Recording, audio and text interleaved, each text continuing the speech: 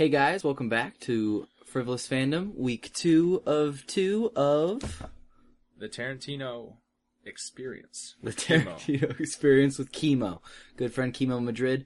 We're sorry that we made you guys wait a week to hear the second part of this. And if you didn't like it, well, it's a good thing we have the Frivolous Fandom money-back guarantee. Ooh, they get their money back. Yep. But how does that work when it's a free podcast, Mike? I think the logic works itself out there. Okay, I like the fact that you thought of everything, but, you know, some people would say we wasted their time, and technically time is money. Well, Kevin, the law does not deal with metaphors, and we don't have a time machine. Oh, so it's not our fault that the time machine is not yet invented. Well, and so if somebody has one, please come by, and we will work on that. Come back, because we got a lot of time to give back. The time machine, time is money, money back guarantee. So that, in favor of not wasting any more time, here we go. Let's get back into the thick of things. I believe we're at number 2, and we hope you guys enjoy. Number two on the list. From the movie Kill Bill Volume 2, Meeting Bill. Meeting Bill. Yes. So this is the opposite. The past 2 scenes were setup scenes. Yeah. Now this is like the culmination of all things. This is the culmination Yeah, this is the denouement. It is. The denouement He has of them. 2 movies combined, basically. It's a thing. It is a thing. This is the wrap up of everything. This is kind of, this is Uma Thurman's character, the bride. Beatrix, right? Yeah, Beatrix Kiddo, meeting Bill. This is her meeting her child for the first time. Spoilers. This is everything that you wanted to see. Does she kill Bill? Spoilers? Oh, spoilers. Well, you know, Yes, the movie's she called does. Attempted Spoilers. Murder of Bill. So Yeah, the movie isn't almost killed Bill once. This is that time that she almost got him. Yeah, no, this almost is killed Bill, followed by, damn it, I got so close to killing Bill. That's the sequel. Which makes me so curious if he actually ever does Kill Bill Volume 3, as there's a lot of Does she rumors for kill Bill? Question mark. You know what? I'm not in favor, because Bill's dead. Yeah, if there was a third one, why would you name it Kill Bill Volume 3? I'd like to see a movie Right. about Paime. I would It should be watch called that. Having Killed Bill ... I would watch a movie that was just... Having Killed Bill. Bleh. I would watch a movie that was just Paime moving his beard to the side over and over again. 2.5 hours of that. But that's another podcast. That's another podcast. Beards in general. That's another podcast. Gandalf, Dumbledore, Paime, Iroh. Oh, great beards? Are we talking great beards right now? We're going there. Are we talking great beards? Yeah, I'm wishing one would come to mind so I could blow you all away, but I can't think of a good Robert beard. Baratheon. Ooh, Robert Baratheon's got a good Game one. of Thrones, that's beards and Gimli! Gimli. Right. David Crowder Band? Wait, no. I mean, he has a great beard, but that's a completely different topic. Roy Nelson. So, okay, Kill Bill Volume 2, Meeting Bill. Let's get back to it. So this is a long scene. Quite the long scene. We'll try and keep this to a minimum. Let's keep this shorter than the scene. What we go into, but The assassin approaches the house. yeah, this is about Beatrix going to finally finish the deed and trying to finish everything up, and she goes into Bill's house to find him and finds out that her child, kind of almost the one of the sole reasons that she kind of went off on this excursion, the child that she had lost due to Bill's attempted murder of Busting himself. a cap in her ass, as he quoted. Yeah, cap in her crown, I think she had. Right. Yeah. Come on, Bill's much classier than that, Mike. Like all Tarantino villains, classy, wrong, evil, messed up, logical though, and classy. I mean, he dropped a hard C. I feel like classy went out the window. Dude, he was ninja fighting her at that point. Yeah, no, you draw the line at C. No, you want to know where... I'll tell you where I draw the line in the Kill Bill side. Alright, when we get there. So, it's about a 33-minute scene of her entering the house, finding that her daughter, that she had thought had died when she had thought she had died, when she went into this long coma. Is still alive. Her daughter is adorable. Oh my gosh! I think we can let's all agree stop that her daughter there is and talk adorable. about the daughter. Probably the best child actress I've seen in a long time. Yeah. Right. As Better far- child as far as I actor can than s- Macaulay Culkin, and that hurts my heart to say because I'm a huge Yeah. Home Alone fan, as we should all know. Yeah, agreed. You know, even though you lost New York, the streets are numbered. Come on. But no, like, Hey, this, even though this girl, the good guys always win against a bunch of two idiots. yeah, That being If said, there's 3 idiots, all bets are off. thank God there's never a third idiot. But that girl, yeah, very convincing. She's cute to a fault. And that's, I think, like... And she remarkably... You know whenever... Sorry to reference Seinfeld, the show about nothing, how annoying is a show about nothing, but it's like that Seinfeld episode where the baby is hideous, but Oh, yeah. you know how parents are, they're like, oh my gosh, look how cute my baby is. You don't want to offend the parents, you're like, such a cute baby, oh, you're about to puke because it's an ugly baby, and there just truly are ugly babies. This is not that case. That girl is just so dang adorable. She's adorable. She plays the role of a child perfectly, Right. Which is surprising You know because what? she is a child. I'll take a step. Children have very much trouble I'll take being a step. children. I'll take a step further though. Not only did she play it straight as a kid, she played it straight as a kid would, who had been raised by a sociopath. assassin, yeah. Yeah, I mean, Right. literally, like, bang, bang, mommy, you're dead. She was raised by Walt with ninja skills, if that puts that in perspective. Walter Yeah. White, that is. that's right. Yeah, I could see that. I could see Yeah, building walls yeah. with ninja skills. Right. Yeah, like this girl is the best child actress that I've seen that I can think of. She literally At this didn't moment. seem, and that's where As far as I I can think, we were talking about earlier, before the podcast, Tarantino, he took acting classes. Yeah. I mean, obviously they pay dividends when he's cameoed in his own movies, but, you know, Kiemoe, you were telling me that he took acting classes so he could better direct. Like, I want you to do this. I feel like with that little girl, I'm not entirely sure she knew, like, obviously she knew she was in a movie because she's calling someone who's not her daddy. Yeah. But I feel like he probably didn't direct her very heavily. I feel like he made sure she knew. He's probably like, just look, I want unleashed you her. to say this, honey. Like, I want you to say this. Yeah, I think when And you're let like, her kind of just go with it. And let Yeah. her little girl imagination run with it. yeah, I think like when you are kind of in charge of an actor of those kind of necessities that like you kind of just have to let them do what they do, and you just have to kind of trust them to make sure that it's Right. what you would prefer for Right. the scene. Obviously, the kid is stuttering too much. You're going to cut that. But for the most part, you Yeah. just got to let that kid go. Yeah. And Well, and what comes out, watching comes her out. watching her squirm like a kid Yeah. would, like, Right. tell mommy what you said about her. She's like, no. Yeah.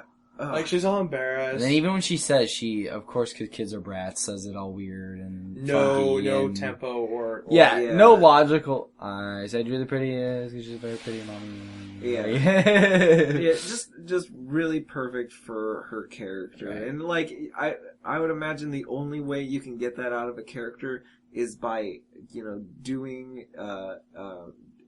callbacks and kind of just doing interviews and stuff for a million different, you know, Kids. child actors. Oh, yeah. She had to be like, you know, the 1,000th one or what. I have no Right. idea how he found someone her. that good isn't just But stumble like into this. he had to have done a lot of work just to find someone who fit that perfectly. Right. Because that she is a great character. One of And the best honestly, actresses I in think- the movie, which is saying a lot because Uma Thurman does a great job. Because in that film. here's the thing. Oh, the dagger she glares at Bill. When she hugs her.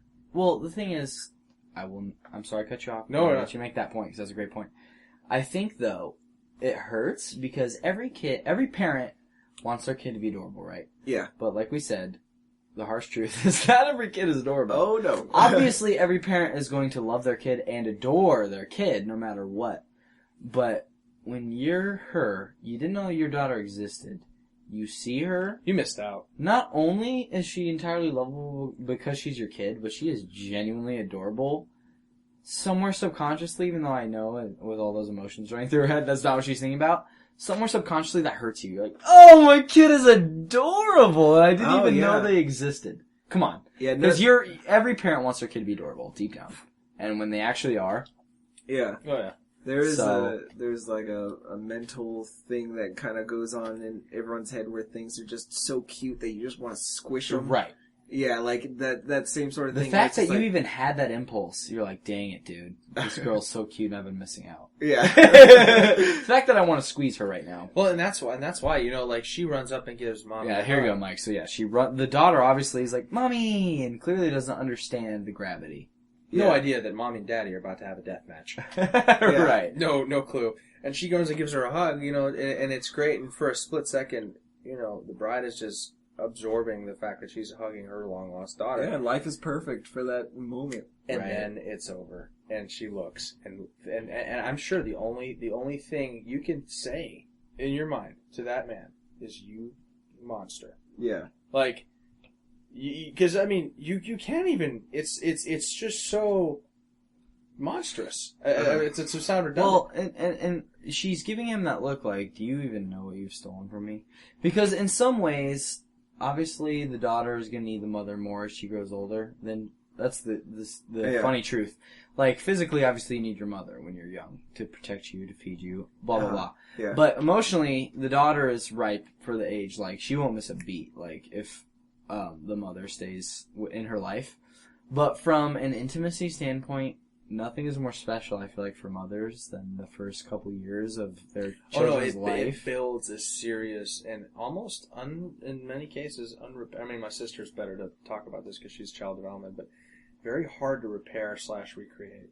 Yeah. You know, Bond. I mean, literally, it's the connection that, I mean, it's literally chemical. Right. Like, literally, not only was I everything for you emotionally because I love you so much, but even physically, the only reason you survived was because I fed you. Yeah. And because I believe in breastfeeding from my body. I mean, who knows? Maybe. It's the closest thing to imprinting humans do.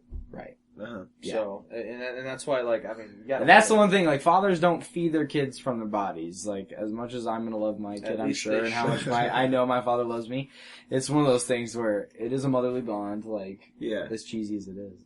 That's what makes it more special when the dad gets motherly, in a way. Like, I'm not being creepy about it, but, like, when the dad's sitting there holding the kid and bouncing up and down and just doing his thing, like, that's why that's so cool. Right. And you gotta imagine, Bill was probably a very doting and devoted father. Yeah, because of how much he felt for the bride and how much he felt for Beatrix. He really did love her, and that's the reason why this all kind of exploded into this murder and this super creepy possessive. There's a direct quote at the end of the scene. Let's touch on this. I'll bring it up when we get to that quote, because exactly what you're talking about loving the bride. Yeah. Now, creepy, possessive, and very unhealthy. Right. So let's talk chronologically. So after she finally hugs her daughter, and it's just glares at Bill. It's so great, just the range of emotions you see in Uma Thurman's character at this point. I really think she's one of the greatest actresses out there right now because of this scene. Like, she goes from this complete heroine who is going into this area, killing the main villain, just taking him out, seeing her daughter breaking down. Whole time. Well, and she's thinking she's heading into a trap willingly. Right. I mean, to preface, she got the info. She went to Bill's mentor. Where's Bill? Oh, he's like, oh, here. I was told to give you this piece of paper. Give you the address. Yeah, she knows that she's going into somewhere where Bill is expecting her. You know, she's going the humanizing point, ready to face whatever he has prepared. She knows that she's going whatever he's become. I mean, she hasn't met him in a skirt and flip flops. Yeah. Not important, Mike. Draw the line, shirt and flip flops. Skirt and flip. Oh, we'll get to where I draw the line at Gilgo. But yeah, so this is the scene that humans. Yeah, so great range of emotions from this complete tough character, tough as nails, walking in, seeing her daughter the one thing that could melt her for a second and slow her resolve. You have to wonder, did Bill, to some extent, because that's the thing, if we could predict what he'd think and do, he wouldn't be Bill. Did he, to some extent, think about that and went, you know what? I'll bet you she just can't come in guns hot kids right here. Yeah. You know, not why he saved the daughter. That's a good point, because I think he knew if she comes in, she's just too determined, she's gonna kill me. Yeah, if he or even worse, I'm going to kill her for real this time. Right. Yeah, I mean, if he wanted to, he could have had that daughter somewhere else. He didn't have to have her right there. Yeah, the thing is, he could either A, fight unfairly and shoot her in the head, which he later in the scene times, or B, he fights fair and she kills him. I think he understands that. I think he knows if I fight her fairly, she's just too determined right now, and she's been through too much, and she's, you know what I mean. Well, it's like what I spoke out about. Like, my best years are behind me. She's still going strong. Yeah. She's quicker. She's younger. She's as talented, if not more. And the other thing is, she's willing to take to give. Right. So it's like that. It's like that samurai form where, you know what, I am perfectly fine with getting cut if I can get you where it hurts. Right. So. Yeah.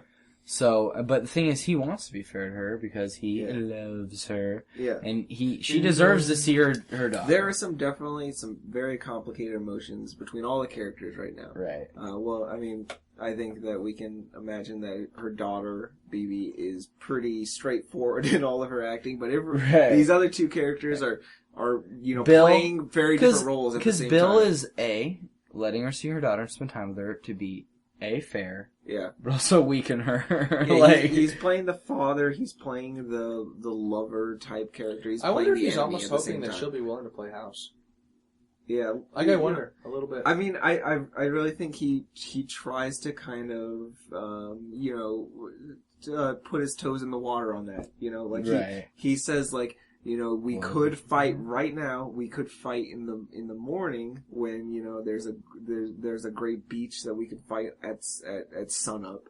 Or, you know, we could wait on this. He's like trying to find a way out. He's trying to make sure, like, is this the only way we can end this? Do we have to fight? Right. Because, he's trying to see, like, is there any way we can repair this? Because, yeah, I did try and kill you.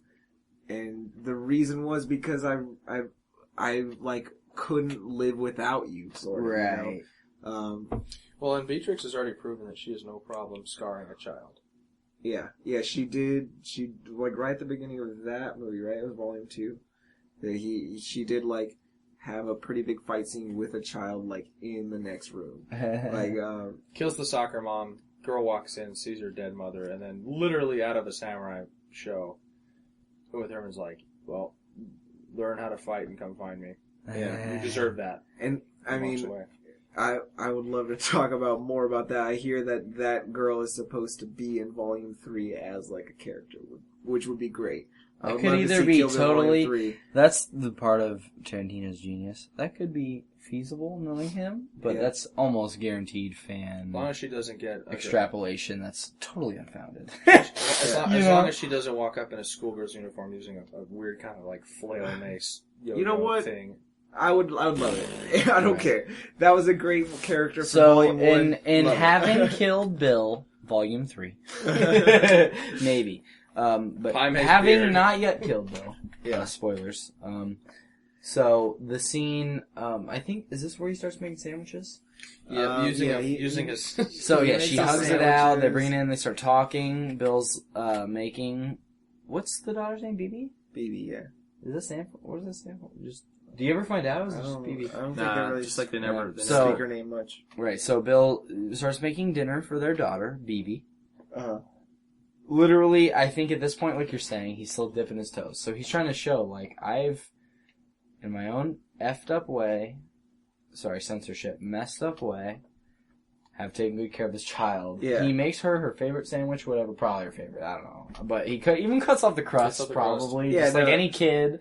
Yeah, like, you can tell that there's care in, like, you know, his methodical way of It's animalistic in a way. I mean, it's very wolf-like or lion-like. He's grooming his daughter to be the apex predator. See, but again, this character's too complicated for that. I think, at an instinctual level, yes, but I think if you think about the fact that he's taking good care of this child for 4 years now, because I think, did they say, I think I read she was 4 online. Oh, I thought she was like. Well, that's 6 the thing. or 7. Like, okay, so so if she's like 6, come on. It probably started out as the predatory, but he has genuine affection for it. He cares for her, but the the point that I'm making though is that Beatrix even tells him after she's gone and slept watching the movie with her daughter and bonded a little bit to, and then she goes out and talks to him again. He's like, "Why did you keep her from me?" And he's like, she's like, "Well, it was the right choice." He's like, "It wasn't your call." She's like, "I knew you would claim him. I knew you would claim her, regardless." Right, you just mixed up your genders Yeah, and your yeah. possessions. I was like, I knew you. And you say, I knew you would claim the baby. You would come for her, regardless, right. even though you knew Right. it wasn't what was best for her. So that's why I think I have to disagree with you. I think that it is just animalistic. It is because he's a base human being. In his words, he's a murdering son of a bitch. His honor demands that he take care of his child. So he does care for the child to some extent. Yeah. But it's still about Bill. Yeah. It's still Bill's self-centeredness that is driving him to do... I mean, as OCD and as meticulous as he's been on making sure that everything is perfect, he's still letting his daughter watch Shogun Assassin. Yeah. And He said no. That was Beatrix. No, but Well, he only said no because it was too long. That was the thing. She'd already seen it, clearly. And That's probably her favorite movie. Yeah, that'll kind of bring us into, like, where it kind of goes. After these sandwiches and, like, he's kind of, like, talks about, like, Okay, well then, and, like, okay, can we agree at this point then he's playing up the actual affection for all it's worth just to mess with Beatrix? Well, he is, and he's still holding out, because this is the thing. He's OCD. His honor, he wants that family unit. Right. Yeah, to bring up like how real he like kind of refers to all of this. I mean, you can tell that there is like care, in the way that he refers to his daughter.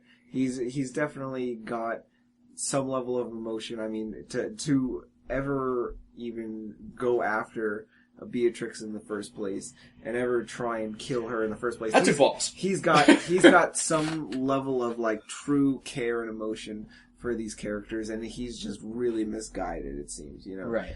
So when we get to the part where they end up watching this movie together, you see Beatrix finally get this. Before that, though, just one last note on Bill. Right when he's tucking her into bed, she kind of asks, like, whatever happened? Like, where's mommy been? And then he goes, it's because I've been a bad daddy.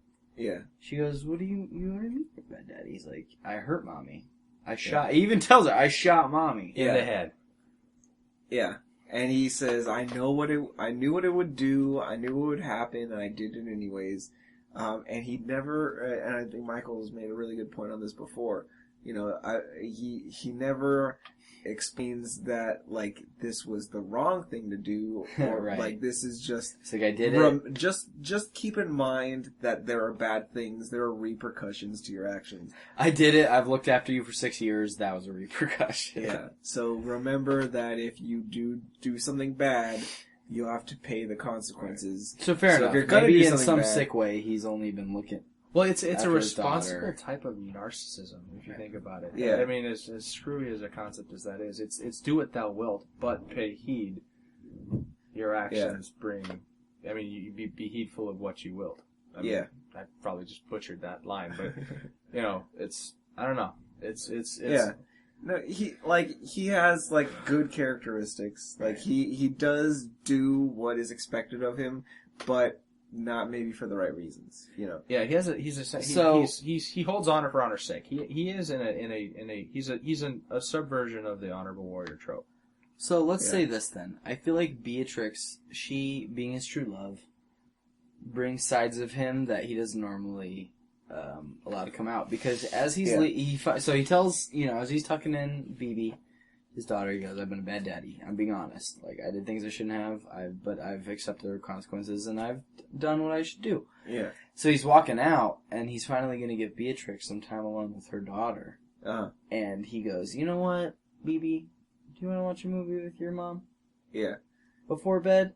Adorable girl line, Like, adorable little girls talking in here, and I like can't handle it. that We're not he- even repeat the line. It's too cute. But, like, still, like, I feel like Beatrix, he still has a soft spot for her. He's like, I want to give her this time. Yeah. With her daughter. Yeah. And he just lets And it then slide. she goes, The can we movie's watch too long. Shogun Warriors or Assassins? Shogun Assassins? Yeah, you know what? It's too long, but I'm not going to get in the way of a mother and her daughter. Right. And she gets this great scene where she kind of gets her ending. She gets her kind of like finality to This the gives entire her movie resolve. a little early. You know, she gets to get what she always wanted. She gets to kind of like just lay with her daughter and watch a movie. And that's really sweet. You get to see how much she really wanted that. She's like this. It's a kind of extended scene where she's just kind of laying with her daughter, and she's not even paying attention to the movie. She's just holding her daughter. She's looking at her daughter the whole time. And it's really great. It's really long. It's really drawn out, and it's just really sweet the whole time. Again, though, it's a subtle way of, because I feel like the scene focuses on Uma Thurman's eyes. It's not an extreme close-up this time. I mean, it's showing them both laying in bed. Yeah. But the focus of the scene, I feel, is on Uma Thurman's eyes. Yeah. Because think about if you've been in a situation where you haven't seen your daughter ever, actually. Yeah. This is the first Ever. time. And not only that, it's the first time you're getting to spend time You're with going your to take daughter. in every detail. Right. She's like literally just looking at every hair on her head. She's brushing her bangs. Yeah. She's playing, with her She's savoring the fingers. moment. Yeah. Right. So that's a good point. Yeah. She's looking at BB the whole time. She's not watching the movie. Yeah. And it's interesting to see how because I wonder how your brain chemistry works in that regard. You're in nurturing mode. Right. You're in motherly mode. And then you realize she's asleep. Right. Yeah. Well, and How does that switch go off? These are scenes, though, scenes like that is when people say Tarantino, he's just, exploiting this for all it's worth. All he cares is violence. It's like, clearly the guy has some grasp on human emotions and human nature, and is actually in touch. As out of touch as I'll admit he seems with some scenes. Yeah. Clearly, he has a knack for the subtle. Yeah, so. there's some real emotions there. Sorry, I didn't mean to cut No, you go. off. Yeah. You go. My answer to people saying that violence in media is its own reward, or that's what drives all this stuff, is okay for some lesser intelligent people. Yeah, but why does pro wrestling work? It's not real violence. It's scripted. Right. Yeah. It's the narrative. Right. In a nutshell. Some people like it. Yeah. For sure. And that's the thing. Which MMA fights? Yeah, come on. If it wasn't about the narrative, would they really be like, oh, I got a microphone backstage, and I just saw The Undertaker sleeping with my girl. I don't know. There's not enough people getting hit by cars in MMA. Backstage as the car just runs over another wrestler. Where is that? We need that. But which? That's real. That is real. Real narrative. But and why do you think you have those? I mean, it's stupid sometimes because you see the fighters just get into fake arguments. Yeah. Well, it's because just ridiculous. Yeah. I don't, and that's why I'm turned off by needless violence. Right. It doesn't serve a purpose. Right. This is not needless violence. This is straight up. These are real emotions. Well, yeah, and that's what's so interesting about this scene. I'll admit it. I have actually never seen. I've seen bits on TV. I've never seen all of Kill Bill, and I've never seen all of Kill Bill Volume 2. And one of the things I read online was kind of talking about how the story doesn't matter. It's all the style. Which, to an extent, I think is true. Yeah. Well, Quentin Tarantino is the bank of style points. This scene is some of the best narrative he has done. Yeah. No, this could stand alone on its own. That's what I'm saying. I watched this scene, and I have always known since it came out the general story of it. And I felt like I didn't need to watch the movie. This wraps it up very this. Really good. I've seen enough highlights of her fighting and the important scenes that so it's just interesting to me that in a movie that is credited for its style and its action, ironically enough, of all his movies, this might be the best narrative. It ties it nice and neatly with a little bow. There's a lot of criticism of style over substance, but there are some parts in here that really give you a huge range of emotions. Right. And this is the reason why I chose this scene. From this kind of part where she's kind of sitting with her daughter, getting this kind of this inner peace, this kind of full resolution personally. She kind of leaves to kind of finish up this story, and she meets with Bill outside of her daughter's bedroom, and she goes for his sword, his his Hattori Hanzo katana. Hattori Hanzo katana, exactly. She goes for it, and he just blows it. It's sitting on a TV. He pulls out his gun in like old Western fashion, super fast. Blows the sword away from her. Well, you know what? He shoots the banana in one of the grossest scenes to me in a movie full of blood and gore. Yeah. She gets a giant glob of banana over her You know what's breast. funny about that? Yeah, she is visibly shaken. She's like, after all she's done and seen. I got a banana on my chest. Ew. Yeah. Gross. Right. Yeah. Right. I've been covered in spraying capillary blood. That doesn't matter. Or, sorry, spraying arterial spray. That's fine. But That's banana, cool. you monster! Yeah. And you did the banana to deserve it. He throws out a great line there where he says, "The next shot will be in your kneecap," and I hear that's a really painful place to get shot, which is a great throwback to his old movie Reservoir Dogs, where he mentions that Mr. Orange, who gets shot in the gut in that movie.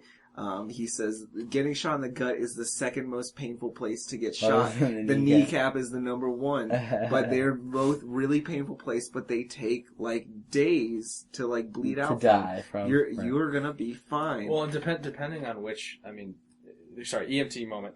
Depending on what part of the knee you get shot in, if it hits right in the cartilage, you're not going to die. You're just going to sit there in agony. Yeah. Maybe die of gangrene a week later, but Yeah. the gut depends. Where in the stomach did you get hit? I mean, where in that whole quadrant did you get hit? Because if I hit you in the liver, you're toast. Yeah, I can see it. Yeah, But I can see it. And I'm not gonna believe Tarantino and all my medical facts here. but a great kind of throwback It's great line. not for the reality of it, but the fact that he is throwing back his own movie. He's So mentioning meta. that, like, I hear that it's a really painful place to get shot because he heard that from his old movie. And it's great. Right. So it's a nice little throwback line, and they kind of get into this heated argument, this heated discussion where he says, "I can't believe you for anything you say, so I'm going to shoot you with this new invention, my greatest invention, or at least my favorite invention, this truth serum." with the Once again, worst name. Yeah, he shoots her with his truth serum invention. That's a dart gun. Yeah. It's relatively like an Ace Ventura 2. It hits her with a truth serum. And that's what shakes her up. That's what her reactions are hilarious because I think right away she understands that this is a truth serum. Like, that's messed up. Yeah. But she's not allowed to take the I truth love serum the way out. She she's has acting, to let though. the truth She's like- serum dart.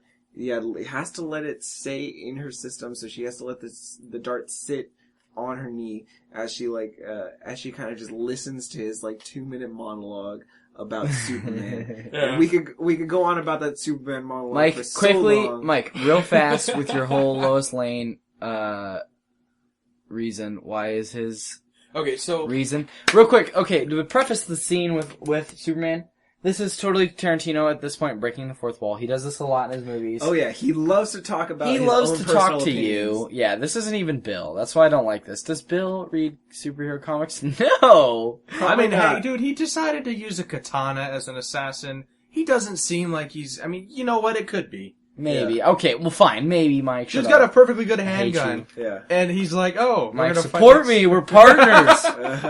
But still, okay, all jokes aside, this is definitely Tarantino was just thinking about Superman and stuff one day. Yeah. And said, this works, I love it, they have to hear this. And it does, Mike, explain why it's wrong. Okay, so on the surface, okay, because he argues that Superman's the only person who started out as a superhero and adopted a secret identity as Clark Kent. So Clark Kent is the costume, Superman's the real person. Clark Kent, the weak, clumsy, and cowardly person, is Superman's critique on society. That's what makes Superman different. Right. I argue that's not true. The reason why is because Superman doesn't think of himself as Superman. He thinks of himself as Clark Kent. Right. Ironically, Batman would be a more appropriate. Ironically enough. Yeah, because Batman Come on, doesn't think he's don't Bruce. Yeah, but so Superman is... Batman is simply better. Yeah, we won't go into that right now. yeah.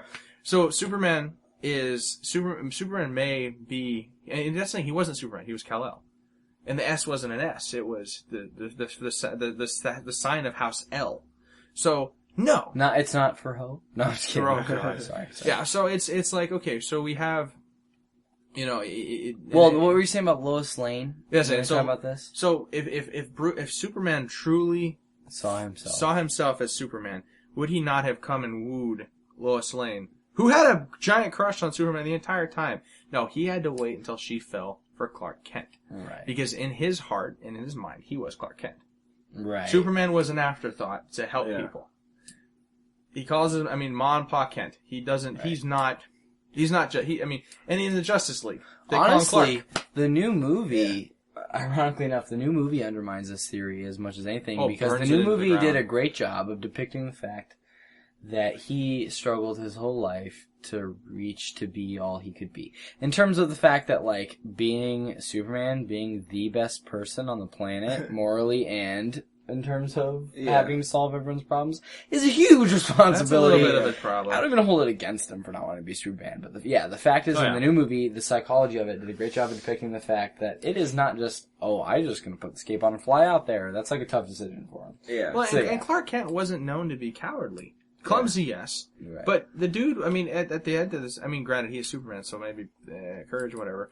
But, this is action reporter Clark Kent. Going into everybody looking at him like, you're crazy, dude. Why don't you just let Superman handle this? He's like, do I have to be Superman? Okay, so, that's true. I think we've undermined Tarantino, but Mike, explain why this 2-minute, he shoots the truth serum into Beatrix, says, I have 2 minutes to go, which is totally a plot device to tell his 2-minute, you're right, his 2-minute story. But Mike, explain why the 2-minute story, although not completely correct in terms of nerdy superhero lore, why does it fit the movie? Well, because that's how he sees the bride. So you are an apex predator. You are my mate. Right. You are super woman. Yeah. It's like, how dare you and that's what it is. How dare you pretend to be an Omega or a Beta in the pack and be a drone worker bee's wife? He says clipping coupons, letting your ass get big. No matter what does he say? Yeah, no matter how much barbecue you eat, no matter how much beer you drink. Suburban housewife stuff. Yeah. How big your ass gets. And so he's like, you're still, listen, you're my mate, you're the best, you can't run away from it, and I'm sure as hell not letting you choose that for my child. And she's like, you're wrong. Right. I have to kill you now. Yeah. And so and that's where the finality comes from. That's where her, any weakness she had between seeing Bill being a great dad and then spending the happiness with her daughter, she's like, oh, you claimed her. You're not letting her go. Yeah. We do have to fight. He wants her to be that superhero. So that superhero. That superhero static shock. Superhero static shock. Okay. So this Kiemoe leads us into a great scene, the flashback. Yeah. Because this is when the truth serum's in her. And what is Bill? I think he even asked her at one point, how could you think about what you put me through? I thought you were dead for 3 months. I happened to discover you were alive while I was actually investigating who killed you. Yeah. Yeah. And not only do I find you alive, which was a lie, I find you getting married to somebody. With a baby. With a baby that's clearly our baby. So, Kiemoe, this leads to one of our favorite scenes. Yeah, there's a really good flashback that comes up right after this.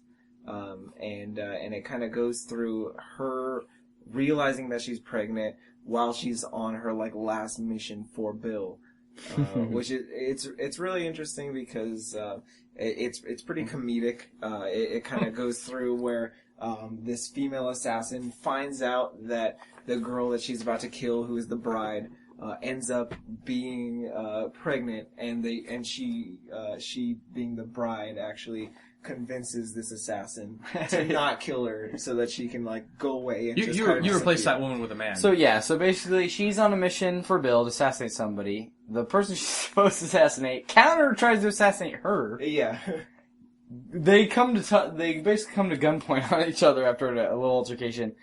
And sorry, I shouldn't call her Uma Thurman. Beatrix says, look, the pregnancy test is in the back, right there. Look at it. I'm pregnant. I'm no longer willing to do this. I can't risk my baby. And then it's funny because I kind of get the idea because the other assassin looked younger, that she herself wasn't a mother, but every woman, to some extent, understands that instinct. She's like, oh no. And there's a comedic scene, like you were saying, it plays up for comedy where she's aiming her gun at Beatrix, but she's trying to read this pregnancy test. So if Beatrix was gonna shoot her, she would have, because her attention was drawn away. Yeah. And basically, once the other assassin realizes, like, oh no, she is pregnant, she's like, I can't do this. Her mother instinct kicks in. Like, I can't take 2 lives. Really? Like, You draw the line at pregnant woman? Right. I didn't sign up for this. Yeah, right. You're an assassin. You've killed how many people? You draw the line at baby. So yeah, so it's just funny because the way, again, with his camera angles, as she backs out and then she closes the door because she's like, oh, I can't do this. You just see her face through the hole, by the way, in the door that she just blasted trying to shoot at Beatrix. You just see her face and the camera angle hasn't moved. She goes, congratulations. Walks out. So very iconic, like, Quentin Tarantino has to throw a Mexican standoff in there. right. Has to throw in a timeline shift as well. Yeah, timeline shift as well. So it cuts back. The hell with linear to Bill. storytelling? Yeah. So it cuts back to Bill, cuts back to Beatrix. That's kind of not the answer Bill is looking for because it totally destroys him. So he goes, look, I still want to be pissed because I feel like I deserve to shoot you. Right. And he can't admit she made the right decision. And so he goes, look, I am a murdering bastard. Always been a murdering bastard. You knew this going into everything. And as such, how did you think that I would act? So, totally, once again, deflecting all responsibility. Still narcissistic check, sociopath check, self-centered check. We're good. We're going down the Bill list. And also swinging for Team Mike of totally animalistic instinct and senseless pride than the Kevin way that wants to believe in the better part of Bill. But again, he's a cool cowboy. He's a cool cowboy, yeah. The way he talks is intoxicating. Like, you want to root for him. Yeah. But yeah, so he basically just looks at Beatrix. How did you think I would respond? Like, to an extent, though, he is right, because once you get that involved in an assassination organization, as Beatrix, to try to just withdraw from her. It almost would have. She's still noble because her reason was for her daughter. Unlike Bill, she did put her daughter first. It almost makes more sense for her to try to kill Bill. From the start. From the beginning. Yeah, that's true. But they loved each other, and that love is horrible and confuses things. It's super complicated. Love is great. We hate it. It's useless in this scene. Yeah. But if not for the creation of other humans, love is just a big pain in the ass. And so this keys into one of the Kiemoe, I can't take this from you. So at this point, basically, it's like we're not backing down, neither of us. Yeah, it's apparent that both parties have gotten the information that they needed from each other just to kind of get this closure, and that's when Beatrix kind of stamps her sword on the ground a couple times and says, we have unfinished business, which is a great line for samurais to say to each other. If you're a samurai, just recommending this. Yeah, so she basically says that the time for talk is over. I have decided that it is time for us to end this. There's no more things that need to be said, and they kind of get into one of the greatest action sequences for any kind of fight scene that I've seen. One of the briefest. The shortest that I've seen as well. Yeah, right. Mike is right on that. So this is like the opposite. One scene I have seen. Who does she fight in the trailer? It's another woman. Oren. Blonde lady. Oh no, she fights against Daryl Hannah, who is Black Mamba. No, she's Black Mamba. I think Daryl Hannah. Oh no, she's Black Mamba. She's the pit viper. I want to say. I don't remember. She's not a snake. She's a different kind of snake. Yeah. So that scene I'm talking about where they fight in a trailer. That scene goes on forever. Yeah. And that is the kind of scene you're expecting. They love their long fight scenes in this one. In Volume 1, the Crazy 88 scene was so long, and it was exactly what you expect out of any kind of kung fu movie. So it was a really nice kind of change of pace when this scene arose, because when you're expecting it after this kind of movie where there's a buildup of 2 movies in total, right, and you're finally fighting Bill, you expect this to be a long scene, but it's only about 15 seconds. Sorry to divulge into something we've already divulged into, but Mike, all are no fans of this show. You expect Anakin versus Obi-Wan. And that would have been the wrong course. And I wish Oh, Lucas totally. had taken this approach because the Anakin versus Obi-Wan fight was so drawn out, and you knew it was going to happen already. Had Obi-Wan done 1, 2, 3 checkmate. You knew what was going to happen already, just like when the movie is called Kill Bill. Yeah. You know she's going to kill Bill. Yeah. So what is the point, honestly, in drawing out the fight? Yeah, the shorter it is, the more Impact. like the more impressive this character is to you because I mean, the bride needs to be a very impressive character, but like you also expect this is her greatest challenge. You expect this to be a really tough one. Right. So the shortness of this just makes it, you know, that much more impressive that she was able to kind of finish this fight in this short of time. At the same time, she gets to use her impressive ability that she's been kind of built up, or that she has built up in the length of, I think, just this movie. I don't know if she ever mentions it in the first one, but the, what is it, the 5-point exploding palm. The forbidden technique of the shared kung fu master teacher, who apparently is, 10,000 years old, if we're gonna believe the intro story. Yeah. I don't know, not going there. Yeah. He doesn't teach anybody that. Well, he taught her. Yeah. Apparently. And what's kind of cool about the fight scene, and that's one thing I gotta give Tarantino credit on, is like, it's not white person kendo, katana art. They're actually like, it's pretty realistic to an extent where they're not banging at each other like a bunch of broadswords. They're, one guy cuts, she dodges. Right. It's literally like a giant game of chicken with 2 very sharp blades. All while completely seated, which is great. Right? If they had been standing for this, epicness reduced. Yeah. Instantly. Well, and then even with... I think that's why they agreed to stay sitting. I'm wearing flip-flops. You're wearing flip-flops. This makes jumping from the ceiling very tricky. And Bill's been drinking the entire scene. Shot one, that brings shot up an two, shot three, interesting shot 4. point. Yeah. So, the fact that Bill's been drinking, that doesn't seem to coincide with the thought process of a smart man as Bill. Yeah. Who's trying to win. Yeah, fight. someone who's trying to win, and someone who is Clearly aware of who he's fighting. He respects his opponent. He should be aware of who he's fighting, and he should... I have a theory. Yeah, he should just know that, this is only going to Because make obviously he's a cowboy and he's Bill, so he's not drunk off of 4 shots of sake, whatever it was. But that's all it would take to slow your reflexes. They were double shots. I have a theory. 8 shots would knock out a normal man. The truth serum gave Beatrix a sense of euphoria. There are very few drugs in existence that can give you that. I mean, actually, I don't think there are any drugs, aside from endorphins themselves, that can give you that sense of euphoria without dulling your senses / reflexes. Doesn't matter if it's opiates, doesn't matter if it's alcohol, doesn't matter if it's stimulants. To an extent, stimulants will increase your reaction time, kind of, but it'll also throw it off a little bit. So it might have been perceptions. He might have been honorable samurai trying to even the playing field. By drinking? Drinking and giving her that kind of boost with the truth serum. I could see it. So you're saying it he lowered wanted her reflexes? It could have.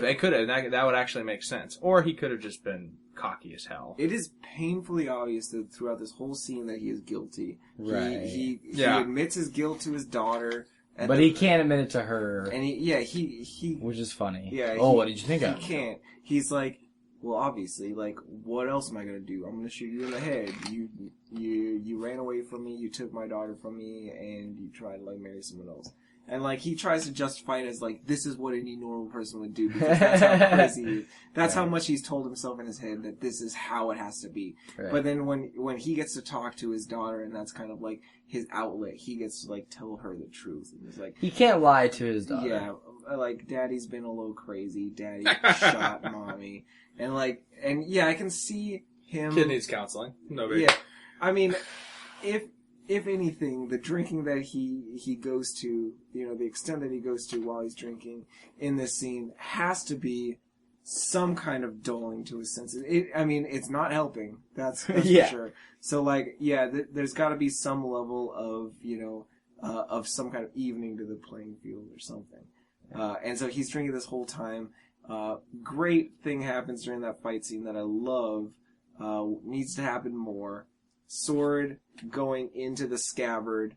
The bride catches the sword that Here's where we depart from realistic. Yeah. He tries to stab her, and she catches it in the scabbard and kind of does this riposte that throws the sword and the scabbard aside, which is so cool.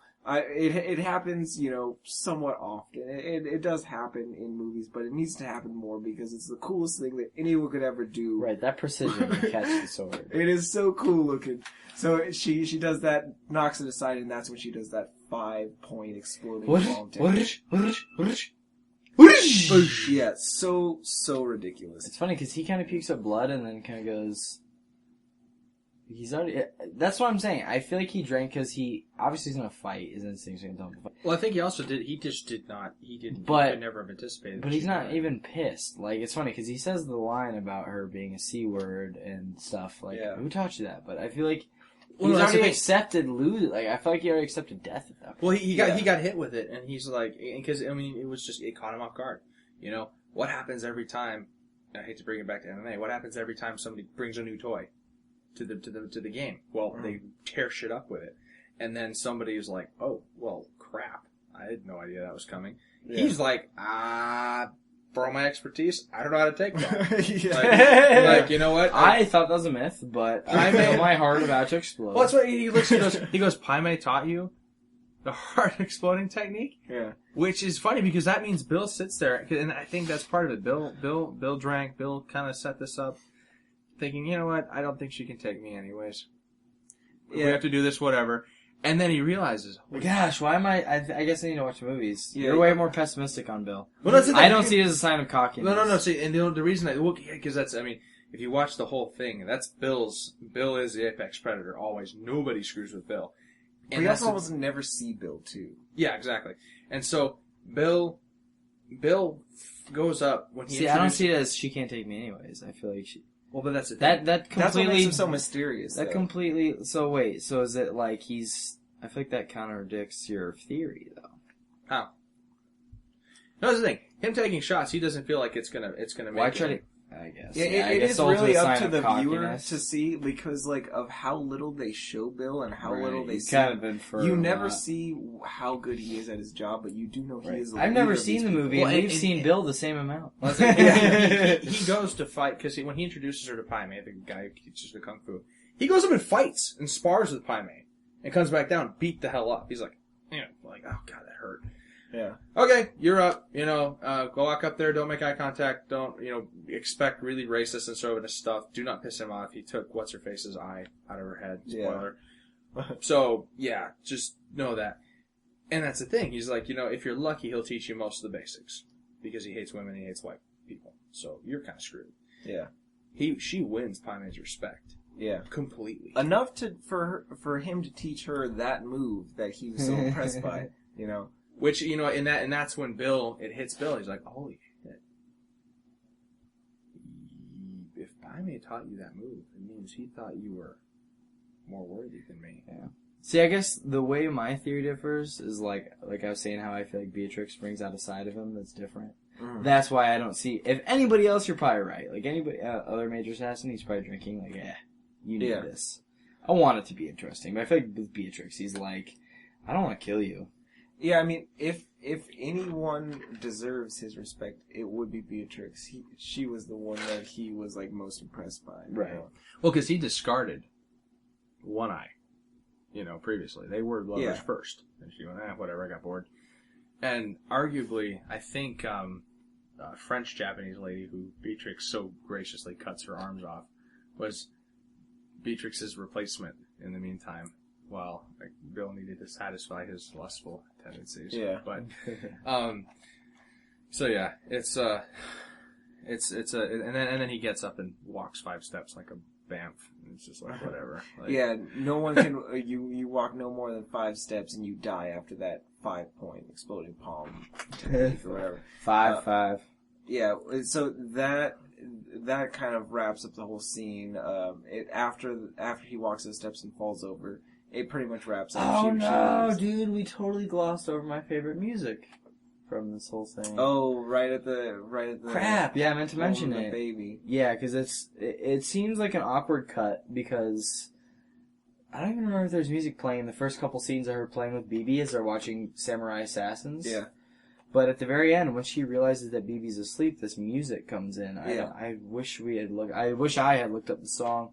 Yeah. It's a really cool song though, and it's kind of groovy in a weird way, but it's kind of ominous, it's kind of sad, it's kind of upbeat all at the same time. So she puts BB to sleep, and the music is alluding to the fact that, you know, this fight's coming. You're like, okay, well, now it's time to go fight Bill. It's like building. Yeah. But at the same time, it's like eerie and emotional in a way that hits you there, because she's, at the same time, she doesn't want to leave that room. Like, she wants to be there with BB. Yeah, she's coming off of the emotions of that room. It's really like it's a slow-paced song. It's really soft. It's really emotional. But then she's also going in. At the same time, it's like this drum beat. Basically like meeting the hangman's noose. Like, she's walking out, like, ready to face her death if that's what's going to happen. Because she just had the experience that, like, she wanted. That's a good point, yeah. She know? doesn't know the movie's called Kill Bill. The movie could be called Kill Beezy. Yeah. Kill Beatrix at that point. Kill the Beezy. Or nice try. Almost Kill Bill could be the movie for all she knows. So yeah. So anyway, sorry. We won't go into that too much because we're already going so long. Yeah, but yeah. I'm gonna look up that song. I'll probably put it on our. Yeah. I'll put it on our Tumblr. Definitely. Yeah, I mean, if you haven't seen the movie, that song is gonna be like A standout. Great standout for it. If you have, then you already know what we're talking about. That is a great part of that movie. Right. And if you haven't, you just don't remember it, great reason to go back and watch it. Like, honestly, sorry, go back and rewatch it? Yeah, go back and rewatch it. It really does make that scene really powerful. So, I mean... Because I was gonna say, yeah, like, honestly, that song is a big reason. Like, obviously, like I said, I haven't seen all of the first two movies. I've only seen snippets of the action scenes. But that song kind of like, I felt like I knew, in a weird way, what was gonna happen. Yeah. And that's one of those scenes that the Tarantino, it played out like you knew it was she's gonna go fight Bill. She's gonna kill Bill. But the fact that the fight ended in about 20 to 30 seconds was the way Tarantino goes about not tricking you, but into like making it awesome and totally defying your expectations. Well, and to quote Bruce Lee, any fight between two experts should last no longer than 30 seconds. Right, because they know right where to strike. To kill you. It's a really fast and game. The second somebody slips up. Yeah. I mean, what you do? Whoops. That's the 2-3, you're done. Yeah. You know what? I happened to throw a perfectly good move. I threw a perfectly good punch. That would have worked had you known. Had not been throwing the perfectly good uppercut. Yeah. Sorry, now I can't see straight, and that's enough. Right. Yeah. I die. Right. Yeah. That's a really great way to put it. So that scene ends, perfect closure to a 2-movie arc. Yeah. I said, arguably, in my opinion, of all these scenes, the most satisfying narrative of all of them. Yeah. In closing for that scene, the reason why I like it so much is because of just the range of emotions that kind of get shown throughout it. Just really great for all those different reasons. Complex characters on both sides, just like, Christoph Waltz was complex, just like Ordell was complex. It's really interesting. Like he doesn't get enough credit for his characterization because the movies sometimes seem so mindless. Blood splurts out of a lot of and there's a lot of blood. Yeah. So that, oddly enough, as much as we went off on it and clearly love it, is not our favorite scene. Well, not your favorite scene. Yeah, personally, that one is really close to my favorite, but I just, after rewatching it a couple times, I just could not choose any other scene but this next one for my number one spot. Mike, take us home. Take it home. For number one, we have the film 4 Rooms, which was co-directed by Quentin Tarantino, and this is the last scene, known as The Man from Hollywood. So yeah, great name for a scene. The Man from Hollywood is a little homage to an old episode from Alfred Hitchcock called The Man from the South, as far as I know. Which was just this scene, or this kind of episode that he had made that revolved around a high-stakes gambler gambling against this other character who basically said, if you can light your cigarette lighter 10 times in a row without fail, then you win my brand new sports car, this great convertible. But if you fail at any one of those, any of those flicks of that lighter, you get to 8 in a row and fail. Yeah, you get to 8 in a row and fail. Whatever it is, you get to 7, and then you end up, lighting it one more time. It does not go through. I get your pinky finger. Something that you can part with, something that it's small, something that you don't need. I feel like if you're the one betting the car against the pinky finger, you clearly have nothing to lose. If you're willing to bet your car, you could afford another car. See, a pinky finger is not like your pinky toe. You need it. It's part of your grip strength. It really is, because it connects the fattest part of your hand. Gives your hand symmetry almost. Yeah. In a way. Well, because if you think about it, the meat near your thumb is part of your thumb joint. The fat part of your palm. As a whole. Yeah, the bottom part of your. I don't use medical terms. People aren't gonna know, but the outside part of the bottom of your hand, that's the fat part. And you need the pinky to fully bind. Right. So yeah, if you think about it, you're kind of risking your livelihood against the physical object. I hope you don't work with your hands. And you're not betting your one and only car. The thing that he says in the Alfred Hitchcock episode that is just really supposed to stand out with it is it's the smallest part of you that you don't need. And realistically, that might not be true. You might actually need that pinky finger for things, but it's just kind of the symbolism of the whole thing. Right. Yakuza have no problem cutting fingers off whenever they screw up. And in that Alfred Hitchcock episode, there were people that made these bets that lost fingers, but they did not lose the pinky finger. They kept the pinky finger and they lost other fingers. The ring finger might not be as important. I'm not divorced. That's a whole nother podcast. That's another podcast. That is all kind of the thing that this scene is based off of. Now, this scene that we're talking about today is from the movie 4 Rooms, which is something... So, real quick, basically, just kind of like how Pulp Fiction was all based off of old tropes. Mm-hmm. This was Tarantino's opportunity to make a whole entire scene paying homage. Yeah. Scene. Just, obviously, he has a lot of love for the Alfred Hitchcock episode, Man from the South. Right. The scene that he got to direct was 1/4 of the entire movie, and so he decided to make a 28-minute scene completely based around just this. The episode from Alfred Hitchcock, 22 minutes or something like that, somewhere around there. And it's all kind of just this one idea, and he gets to kind of draw that out a little bit longer and kind of do his own thing. But he gets to use this character that's been built up over these last 3 scenes, because he does only 1/4 of the whole movie. Right. Now, the character that we're working with today is Ted. An alumni. Yeah, an alumni, because he was our HM. He was our of earlier. he was our Mr. Orange. He was our The actor that would soon become well known in the show Lie to Me. Yeah, from Lie to Me. If you Get out of here. Seen that? I never put that together till now. Yeah, Man, he fell on hard times. I'd like to watch some more Lie to Me, but there's just too many episodes about maybe rape. It was directed... Every episode is about rape. Maybe it was directed by Quentin Tarantino. We can watch. Yeah. But no, Tim Roth plays Ted in this in this movie, and he's this bellboy who works at this hotel, and it's his first shift of his life. He's working on New Year's Eve at this hotel, and he out just of the frying pan into the fire. Yeah, he has a wild night. It starts out wild and it gets wilder. Out of the frying pan, into the fire, into the lava, into the volcano, yep, into space, whatever it is. He has a crazy night. Into Mustafar, into Mordor. Keep going with it, if you please. and it is definitely a wild night for him. But the reason why I like this scene, and it's my number one, at least one of the reasons, I won't say it is the reason, because I think it sells this scene short, but one of the big reasons is because up until about halfway through this movie, I really, really didn't like it.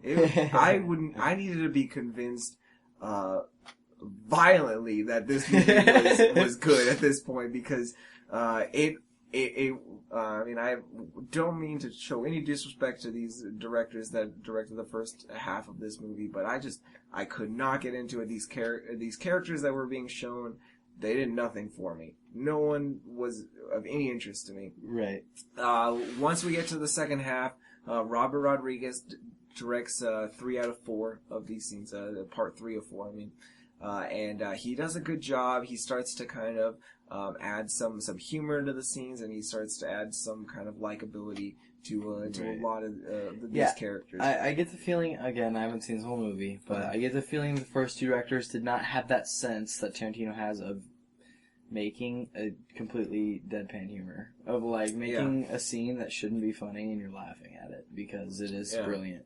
Yeah, the first scene, really weird. I think Ted was almost completely silent during that first scene, and maybe that's because, like, his first day on the job trying to be shy. That's the joke.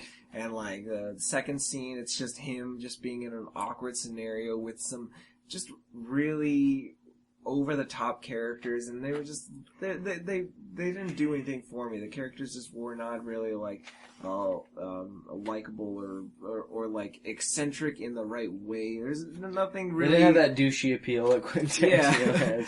No appeal to these characters, and Robert Rodriguez directed this scene with Antonio Banderas as the father of these two children who were, I think the name of the scene was The Misbehaviors, and the children were the misbehaviors, and he gets into this crazy scenario where, there's a dead body found, and he gets injected with some terrible, like, syringe that he doesn't know where it's from, and just all these terrible things happen to him. Which, this is, please consult an internal physician if that ever happens. Don't call Kathy Griffin. Call your doctor. The situation gets real for Ted. Ted is in a bad situation at this point, and this is when kind of Tarantino picks up the reins and finishes out the scene. I'll last to the hospital and pray you don't have hepatitis. This is where Pharaoh and his men are bearing down, and Tarantino parts the sea and says, "Look, pass through." Yeah, and Ted has to kind of finish out this scene where he is done with his night, his shift is over, and he is ready to go home. He has had a terrible night. He wants to quit. He's literally told her, you know what, I'm out. I don't care. This is my last shift. Goodbye. I've had a terrible night. Although he's made some good money up until this point, though, tonight, from other tips. I don't know if he's really made much tips. He got paid $500 to babysit those two kids. Oh, okay, yeah. They did pay him a lot. He's made. I mean, money isn't everything. But in his perspective, he's like, you know what? I doubt he's making more than minimum wage. Right. I can afford to walk the hell away from this place. It's like if I made $500 on a Jimmy John's night, like I would be like, I cannot work for the next 2 weeks. Right. Part later. The part one, the only thing he gets out of it is that he has relations with a witch, and I mean. Okay, that's to be honest, that was the highlight of my night. That was the highlight of his night, according to Ted. Second part, I don't think he gets anything out of it. He just gets threatened. Hepatitis. He just gets threatened to get shot. No, hepatitis is part 3. He gets $500 from hepatitis. Mike, it's just HIV, not yet full-blown AIDS. But it all kind of ends up, long story short, Ted is ready to go home. He calls Kathy Griffin, or Betty as her Can't think of a worse option on the planet other than maybe Tina Fey to call when you Amy Poehler. It's great that Kathy Griffin was in there. She was in Pulp Fiction for a very short amount of time. Kathy Griffin was? Yeah, she either was the one that got shot or the one that was just saying, I saw you get in that car accident right after Bruce Willis. Bruce Willis gets in that car accident. She's like, I saw everything. That was Kathy Griffin. Thanks, Kathy Griffin. Way to be a freaking wet towel like usual. Yeah. Yeah. But yeah, he's had a terrible night. He ends up talking to his boss and saying, I'm ready to quit. And then that's when the buzzer for the penthouse, starts ringing, and penthouse is calling for room service. And Kathy Griffin, begs Ted Because she's his boss, right? Yeah, that is Ted's boss. You need to just pick up the phone and finish this out. You can go home. You've had a long night. This is the most important thing of your night. You need to just go in there and get it done. It's like by keeping this guy happy, you've made enough money for this hotel to make up for anything that could have possibly happened. Yeah, exactly. Sort of. We need to bring back the former glory that is this hotel, and the dead body's going to be hard to explain. I'm not going to lie, but right. And so she ends up convincing Ted to answer the phone and go to the penthouse suite and deliver these goods to these characters, these very high profile characters.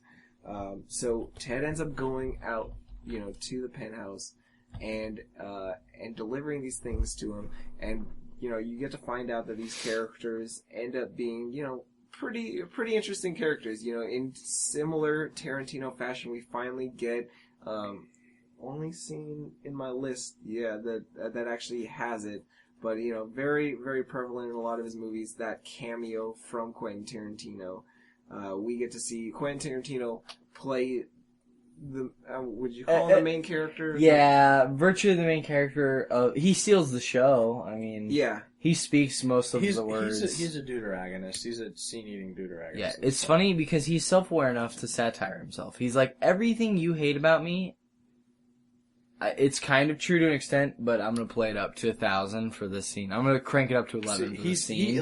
Just to show you that I know what you hate about me, and it is true, but I don't care. And see, he also, at the same time, which you'd think, considering he claims and embodies, opposite of what Hollywood usually wants, he totally plays up the just crappy and bad, talentless, money-milking director. I mean, the name of the movie that he directs... The Wacky Detective. The Wacky Detective. What a terrible sounding movie. You don't even need to see it. A whole lot of people saw The Wacky Detective, according to Quentin Tarantino's And the Kooky Dog Catcher is the sequel. The Dog Catcher. The Dog Catcher, it sounds terrible, but that is what people are watching these days. Right, he made money on it, bro. Maybe it's a bit of reflection on the Twilight. the modern cinema. He's making some criticisms, but whatever it is, Vampire Academy. It is satirical. It is funny what he's fair enough. That one deserves my ire way worse. That's worse than the Wacky Detective right there. Vampire Academy. You can't see where I'm putting my first hand, but trust me that it's below Wacky Detective. Well below the Wacky Detective. Somewhere hanging out by I Frankenstein. Yeah, right. So Ted comes into the penthouse suite and he meets these characters. He meets Quentin Tarantino. Yep. And he meets oh man, I don't even remember the names of these other characters. I don't remember the black. We're really racist, but the black dude. Yeah, Norman? Stormin' Norman? Why not? Stormin' Norman? Let's call him Norman. And then... he's wearing overalls, I think. We have to mention women who almost got him killed. Oh, yeah. One of the women from an earlier scene. Scene 2, yeah. Oh, we forgot the part when he comes up, he gets out of the elevator, and he's about to approach Quentin Tarantino's room. He sees 2 naked women. Yeah. Right. It doesn't matter why they were naked and why they're running out. The fact is that it's Quentin, it's Quentin Tarantino. Just a little hint as to, you are at the penthouse suite. There is crazy stuff going on. Yeah. There is women running out of your suite. Okay, when we finish explaining what's going to build up to this scene, I'm going to explain how many red flags appeared on the pathway to this room in a row. Right, and that's the beauty of it. It's subtle. There's a more subtle cue that I didn't pick up on because I didn't see the movie, but you're telling me you see the one woman in the towel. She was in a bikini. Oh yeah, the one woman in the scene. I mean, there's 4 people that Ted meets in this scene. It's Quentin Tarantino, character played by Bruce Willis, Norman. I don't know the actor's name. And then the actress who was the actress from scene 2, and she's in a robe. Her bikini that she was wearing when they met her at the pool is kind of laid across the table. It's very obvious that that since she's the only woman in the scene, those are her clothes. Those are her clothes. They mention that they met her at the pool. They invite her up to the penthouse, and that's kind of where they all meet, and this is where Ted kind of meets these characters. So I looked it up real quick. So Quentin Tarantino's fake director name is Chester Rush. Rush, that's right. That's a great fake. Great fake director. Chester Rush.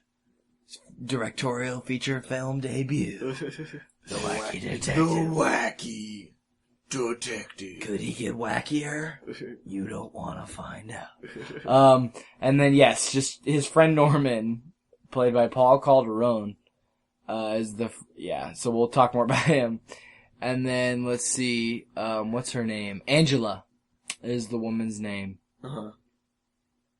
And you have, wow, they don't ever name Bruce Willis. He's just his agent, I think. I think so, yeah. Bruce Willis is just his agent or something along those lines. Yeah, they I never feel named like Bruce Willis. Gotta say something about his name. It says that Bruce Willis is not even credited in the movie. Probably like a personal favor. Yeah. They must have gotten pretty close after This, Pulp Fiction. so, yeah, I was saying, this, actually happened after Pulp Fiction, but before, Jackie Brown. So, yeah. So, it's probably just like, look, Pulp Fiction, you didn't even have to do much work for it, you were in like 3 scenes. Yeah, and it was a really, really big part for Bruce Willis at that point, I think. Right. It helped him, separate himself from Die Hard, I think. That's really right did, around the rock time him. he started that one. He started doing that one TV show. Moonlighting, I want to say. You remember that? Yeah, you're beyond me at this point. God, well, so, I mean, I could look it up for you. well, don't bother. I'm about to remember something we had from a class back in high school. So That's we're a gonna- different we're gonna- podcast. We're gonna Sorry, stop. That's a whole Remember new- that joke Kiemoe made up? It's mine. So we're gonna stop right there. But no, let's just say back in the 80s, everybody had to have a sitcom, or everybody had to be Right, because you gotta have that steady income. and everyone tried to do an album, including. So, great. so you have all these characters. I think, have we established them all yet? Yeah, I think we've gone. Go through up real quick. He's grossed. Okay, so the films have grossed $3 billion or 64 billion. Oh my jeez! I thought he had that. I'm like, what? Man, he's only the 9th highest grossing actor of all time. What a bum. Wow. I don't know if that's much of a bummer. No, I'm kidding. But this is a whole other podcast. Right. The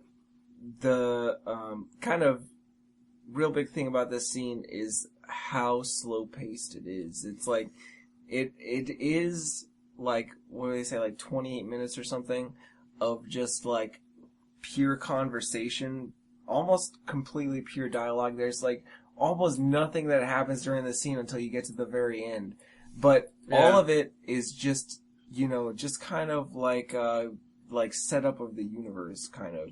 Like, it kind of goes through really slowly, how all of these characters came to be together in this one place, and like, how these characters kind of interact with each other, and you really get a lot, mostly probably for Chester, or Tarantino's character. Right. Just like where these characters came from and why they are how they are. Right. And you get to see a lot of Chester's like real kind of just ugly kind of idiosyncrasy. yeah, these character one of my favorite attributes lines that are just so bad. One of my favorite lines is, I believe it was Norman. He goes, "Look, man," because here first let's go through it. So let's just say a bunch of craziness happens with Tarantino. Yeah. And then basically Tarantino goes, "Look, Ted, let's go through what I asked you to bring up for us." Yeah. So let's go through. So Ted, he pulls out A block of wood. a block. Mike, I'll defer to you because you've been practicing your Tim Roth accent all evening. Well, sir, a block of wood. Yeah, it's solid. 3 nails. Proceed. A Our- ball of twine. I say we're gonna forget after each thing though. Quentin Tarantino has something to say, I say so. and then that is definitely a ball of twine. yeah. So yeah, He goes, ball. a donut. That's for me. Oh yeah, Tarantino. He goes, after a ball of twine, so he goes, a block of wood, 3 nails, ball of twine. You're like, this is weird. Yeah, these are weird items. A donut. Tarantino goes, that's for me. Takes it, stuffs it in his mouth, He and the puts most the brilliant entire scene. donut in his mouth, and he chews it up and swallows it, downing with Cristal. Yeah, he downs it with Cristal to wash it down. It's not a New Year's unless you're having a powdered donut with Cristal. Yeah, And then he goes, a sandwich, and Yeah. Angela swoops in. That's for me. You kind of forgot about her, Takes but that sandwich, that is mine. He's like, oh, Takes you're it. here, I forgot. Okay. yeah. And then, hatchet. Yeah. And he's like, sharp as the devil Yeah. himself, By which is then, a great line. you would by be the the way. judge, sir. Let me try. Damn. Yeah, Norman, that's pretty sharp. It was pretty impressive that Tarantino was able to, by then, swallow that entire donut and say Yeah. that line. Yeah, Because, sharp as the because that was not like it had no frosting, no nothing. Nothing. That was Yeah. pure dry donut. Yeah. But Impressive. Cristal makes anything go down smooth. And so and then, they... So yeah, so then that kind of sets the stage that something is about to go amiss. And a lot of those items that they listed off there, not even relevant to the scene itself. no. A bucket of ice. Yeah, Oh, oh it's a yeah, a bucket bucket of of ice, yes. But Bucket you of ice assume is for the Cristal. Bucket of ice relevant, the block of wood relevant, and Norman's like, the, alright, the hatchet, Grab as the block, sharp grab as the hatchet, grab the ice, leave everything else. Come on.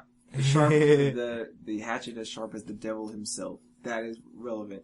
The twine and the nails and the snacks. donuts. Yeah. Those ones were not relevant. The twine and the nails, great, throwback, great homage to the original scene by Hitchcock. But yeah, really no reason for them being in here besides that. Which, throwback. thankfully, if you haven't seen the Hitchcock scene, which I haven't, it Yeah. doesn't diminish the scene. Yeah, it doesn't diminish the scene, but like, if But somebody I can saw see it they'd be enhancing like, it, definitely. That's cool. They threw that in there, and like I saw the Tarantino scene before I saw the Hitchcock scene, and I was like, I have no idea what this is for, but yeah, okay. Like it doesn't like ruin the scene for Right. you that there's just these random items. So, so he displays random items. You are now getting the tension has to start building. It's a Tarantino scene. Yeah. So now you're starting to feeling like something is weird here. Yeah. I don't get it, but something's weird. And I think this is where our favorite scene plays out. I think Norman is trying to talk Ted into kind of getting in the festivities and the spirit of it all. Uh-huh. He goes, look, man, it's New Year's Eve.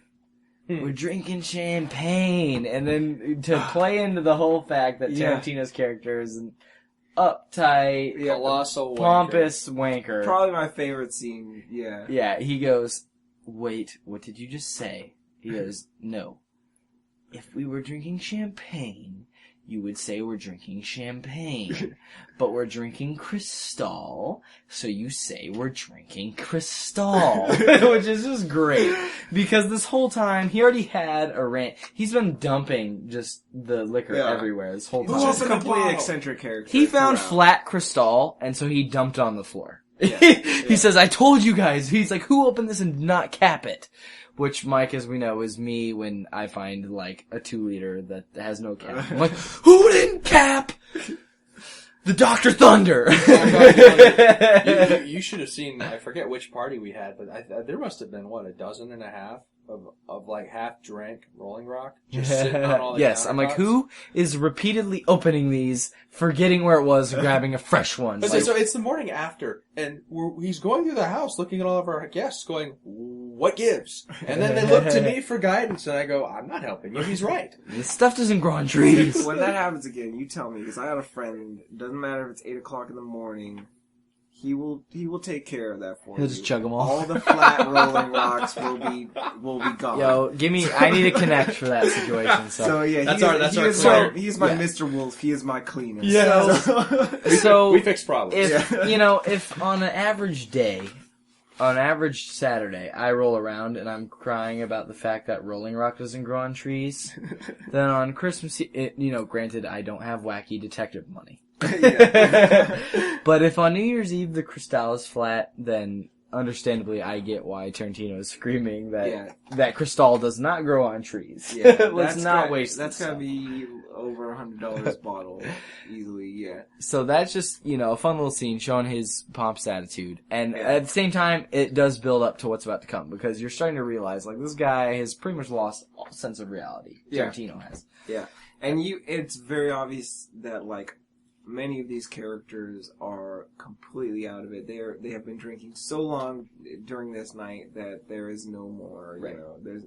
there's no more order or Right. like... If they probably hadn't snorted a sugary substance, they probably would have passed out by now. There's like, there is points within this scene where characters in the background are like, smoking pot and stuff, like they're passing around a joint, and it does get out of hand in so many levels. These characters are just we sort of glossed over something real quick that we had, we meant to bring up, though we didn't, but playing back to the Jackie Brown one angle thing, the majority of this scene is one camera, is one cut, which is beautiful. Yeah, a lot of it in first person too, A lot of which is it, really the nice. way, it's fun because the way it keeps playing out, for the most part, it takes place from Tim Roth's perspective.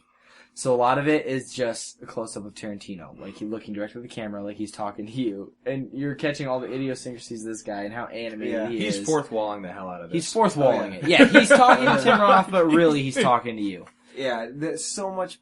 Like, He goes on a rant about Jerry Lewis. Yeah, he Yeah. makes a rant about Jerry Lewis that was kind of like his PSA that you could just tell he yeah, fucking like, make. same thing with Superman. He just Yeah, wanted to yeah. talk to the audience for a second. He's like, it's now really that I good. have your attention. He's like, now that now that I don't need an actor, I don't need Bill. This is me. Okay, It's I'm looking great. at you. I'm gonna step into your mind. You can tell that Tarantino really likes to talk about, like, things that normal people would talk about, but Tarantino is not really normal, like, in a lot of ways. And he So, like, embraces that, really. yeah, what he thinks normal people talk about is just going really in depth about, like, fiction, like some kind of fiction, and like it's really enjoyable to take that ride. But like a lot of times, like all of the characters that do this, you always think these guys are not normal, really. Oh, yeah. Like it's the most normal, abnormal like character. You like relate to them, but you're nothing like them. Which is Yeah. the genius of it. You Yeah. start off being wary of Tarantino in the beginning because he's being very erratic, very, very non-predictable. Yeah, And then suddenly, it's like you're hanging out with your drunk buddies. yeah. You know what? They've got a bad idea. A very And stupid you are idea. going along with it. You have no choice, and you've accepted that. Not really, but you have. You Yeah. take some coaxing. They're bargaining. It's at just this too point. entertaining Yeah. at this Well, point. and that's when they come. They sit down and he's like, okay, well, shall we find out what we're going to do with the stuff? Like, yes, sir. And they go and they sit down and they're like, okay, well, and then they explain the bet. You know, if you can light the lighter 10 times without skipping, you get my brand new, 68. It was vintage, yeah. yeah. And Vintage. to top matters off, of course Tarantino has the magazine cover laying around, the car magazine that he was featured Norman's like, on. I want this bleepity bleeping car, okay? Yeah. What is he driving? Yeah, I forget what I he's drive a He's driving a Nissan. Honda Oh, no, Civic. yes, He's like, I got Honda. 22-inch rims on the Chevy Impala. He's driving a Honda Civic. Yeah, he's like, Great scene before all that my that sister even gave me. happens After he says something like that. is Norman does light Angela's cigarette, and Flawlessly. he flicks his lighter, lights on the first try, lights her cigarette, and walks off. And then the camera kind of just zooms in on Angela as she kind of blows the smoke in your face. Well, and to preface, it's a butane lighter, right? It's one of He those- has a Zippo, yeah. Zippo, which, this is a preface by saying completely different podcast. But Mike Zilliger, we need to do top scenes with lighters because No Country for Old Men made me want to buy a Zippo. When he flicks the Zippo and blows up the car with it as he walks into the corner store. Yeah. That's a totally different podcast, though. Oh man, we're gonna do that in now. that Yeah, No let's- Country podcast. Oh, let's get you in that, Great son. movie. Okay, but now Yes. we're already talking about 6 great movies. Right, 6 too good movies that have been running long. So, Tarantino fashion. Tarantino would fit in on this podcast. Oh, I God. think I wonder. Yeah. But when we drop references, it's kind of stupid when I look at Mike and drop a reference that only Mike's gonna get I'm just like, why did I do that? But that's Tarantino for you. Yeah. That would be him. He's like, I get this reference. That's all that matters. Yeah, exactly. He writes The job movies is for yours himself. to find out what I'm Right, talking yeah. about. Go research this. I mean, unfortunately, we don't have an internet following yet, so nobody's going to preface it for these people. To all the people that we said this was going to be fast. Yeah. God. So here we go. lied. You Ludicrous realize that speed. now. We're hitting it Whatever. now that we're in the home stretch. Cranking it Home out. stretch. We're gonna end strong. So yeah, he says, So Norman goes, here's the bet. yeah, you got to light this lighter 10 times in a row. You being Norman. And if I do, then I get Quentin Tarantino's car. If I don't, then I lose my pinky. But At which point, Ted goes, no. Yeah. Gets up and then starts very effeminately waltzing out the door. yeah, well, because Tarantino, being really close to his ear the whole time, is saying, Oh, the whole we time. want you to be the dice man. We want you to cut his finger off if he fails, because if like, look at it this if he way. lights it 10 times in a row, he's gonna have no problem taking my car. But if he fails, I might have a problem cutting off his finger because I don't want him to lose his finger. I just want it to get cut off. Right. So right. yeah. So He's like, that's why we had the ice. That's what he explains. That's why we need the ice. We're gonna cut it off if it comes to it. We're gonna ice it. We'll get it back on. No problem. Because I don't want to Yeah, lose no it. problem. We'll I take just it right want to off. see it be cut off. Yeah. Well, then, and then he goes, so, stranger Ted, impartial Ted. Yeah. Yeah, that's the unbiased best line. Ted. Yeah, no, they go, they're like, Stranger Ted doesn't know us, Ted. And then Norman chimes in, impartial Ted. impartial dude. And the triple tag team, and he's like, I'm out. That's it. Yeah, He he's gets like, so sorry much- guys, Goodbye. you're nutsos. And as You're he drunk. gets- Yes, we are. yeah, of course we're drunk. We would have like wussied out at this point. If we Oh, weren't. Norman, that's one of Norman's best lines, is when he goes, look, of course you're drinking. Yeah, it's obvious we're drunk. Sober people, they back out of situations like this. But he's like, alcohol, it makes you do the things you say. Yeah.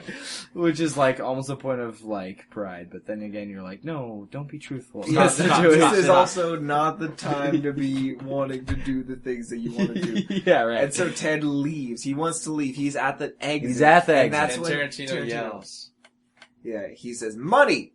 I will pay you $100. Does he just say money? Is that all he says? Yeah, all he says is money, Money. and then Ted just Money! stops in his tracks, turns Turns around around. and looks, and he's like, I will pay you $100 to sit here and listen for a minute, no more. Yeah, he's like, 60 After that, you can tell us seconds? to F off. Yeah, yeah. He's like, I need 60 seconds of your time. I'll pay you $100. This is not committing you to do what I ask. This And is it- only merely committing you to listen to what I ask. Well, and you have Yeah, Tim Roth yeah. this entire time. Ted the bellboy has been being the prim proper English accent. And he goes, so you're telling me I don't have to, I just have to listen. Yeah, he's like, and I can walk out of this door. Walk and go whenever I want. Alright. Walks up, sits down, and says, and listens. And the guy goes, all right, Ted. You Here's know, the money. best part though is Bruce Willis. He's like, are you ready? Are you ready, Chester? yeah. And Go, go. Like Yeah. literally, Gives him this is 60 how much seconds. these people, On the a timer. alcohol makes you do what you say. They have a Yes. timer ready. Yeah, they time it exactly as to how long it takes for the 60 Which seconds we, to pass. by the way, we need to do a post review of that scene because. I would like to. Sorry, do that. quick side note. It reminds me in The Dark Knight, the scene where he hijacks Lao from Hong Kong. Oh yeah. His gun, when he shoots the sticky bomb, says 2 minutes, and the scene is almost 2 minutes to the cube from when the Nice. scene explodes. So that's like a director, Christopher Nolan, taking the time to, paying that much attention to detail. Yeah. I pictured Quentin Tarantino as someone doing that. Yeah, I would imagine that was a 60-second scene I had not counted. Right. though. Well, so yeah, let's just assume for sake it is. Yeah. So he says, "Go," and Quentin Tarantino starts talking. He's like, "Look, man." This is the money you have right Yeah. now. He goes, "Here's the money you have, $100." Lays it down. He's like, "I'm gonna make a second pile." Yeah. He has a stack of hundreds, Yeah. yay high, way higher than it should be. He says, "I'm gonna make a second pile. First pile represents the money that you already have. The second pile represents the money that you could have." Yeah. And as he keeps talking, he starts stacking hundreds on that second pile. Yeah. He says, "Now look, Ted, quick question for you. How long does it take the average American to count 600? as he lays the 600th on the It's a rhetorical question, Ted. Yeah, Angela finally. He thinks for a second, and then Angela's like... Angela, who's been Rhetorical silent question. pretty much this whole scene, other than to take her sandwich, Yeah. says, "Hey, idiot, it's rhetorical." Because you can tell Ted's racking his brain and wasting time, Yeah, like, of the 60 seconds. He's trying to, like, contribute to the conversation. Yeah. He's like, no, this is not for you to answer. And then he's she goes, like, "It's rhetorical, "I don't know." Ted." Yeah. And so Quentin Tarantino goes, "About 10 seconds less than it takes them to count to 700 and Yeah. lays another 100 down on top of the stack." And so finally he gets to 1,000. Like, he gets to 10 and he goes, "Look, Ted." He's like, "We're all about," he says something about, "We're about making memories here." It's like, Yeah. there are some times in your life where it's so different, so out of the ordinary, that you're going to remember for the rest of your natural life. Right. This, I'm guessing, tonight it's going to be one of those nights. Now, you have two options. You can take the $100 and walk away, or you can remember for the next 30 years, give or take a decade, that you made $1,000 for a second's worth of work. Yeah, you made Or that you $1,000. missed out on $1,000. Or one that second's you missed worth. out. And you know what? That actually hits me, hits close to home, because the character of Quentin Tarantino, as much as he's a douche, probably worked hard on The Wacky Detective. I don't know. I'm inferring this from Quentin Tarantino, because Yeah. you can tell he works hard on No, his like, movies. From the camera, for the whole thing, there's a lot of first person stuff in there. It does make you really empathize with, the character that you're Dude. getting stuck in. It was mostly Ted.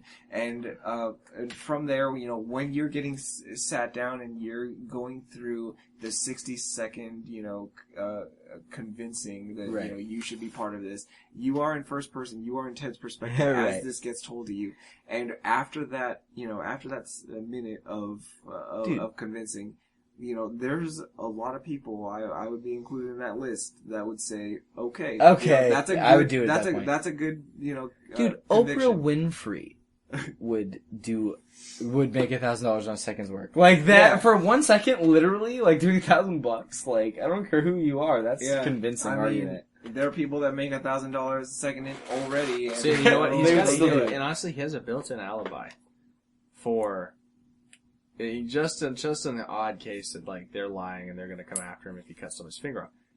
They ordered the meat cleaver and the cutting board Right. Yeah, and the ice and the string and the nails. I didn't make that up. That's on phone record. They I have already the receipt. mentioned, we can get the maid to do this, we can get a homeless guy to do this. Someone is going to cut off this finger if it needs to be done. You could be the one that makes $1,000. That's the only difference. Right. So they convince him, you're going to be part of this, and that's when kind of the tense scene begins. And now this is an homage to the Alfred Hitchcock scene that is very tense for a very long time.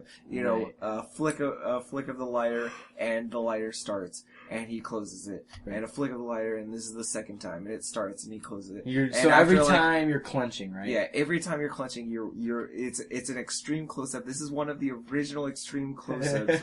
This is an extreme close up on the lighter as we watch, as it lights and he flicks it closed.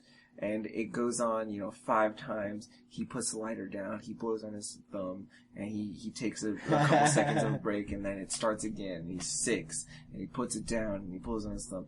And it's a very long, drawn-out scene. Right. And this is kind of what you expect out of this if you have any kind of recollection of this scene.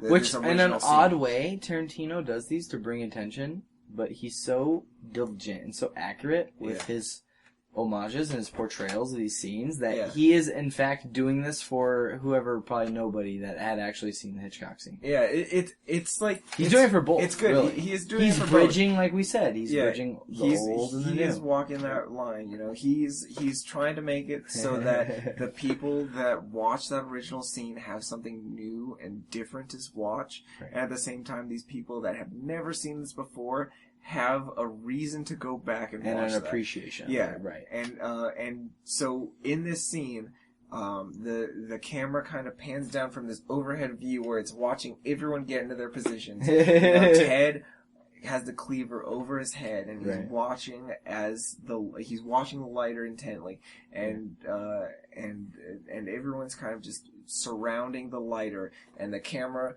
from the top down perspective comes down, zooms down. Yeah, from one cut, comes down into that extreme close-up, very, very similar to that original episode, and you just zoom in on that lighter, and I think even slow-mo's it a bit at this point. It seems like it, yeah.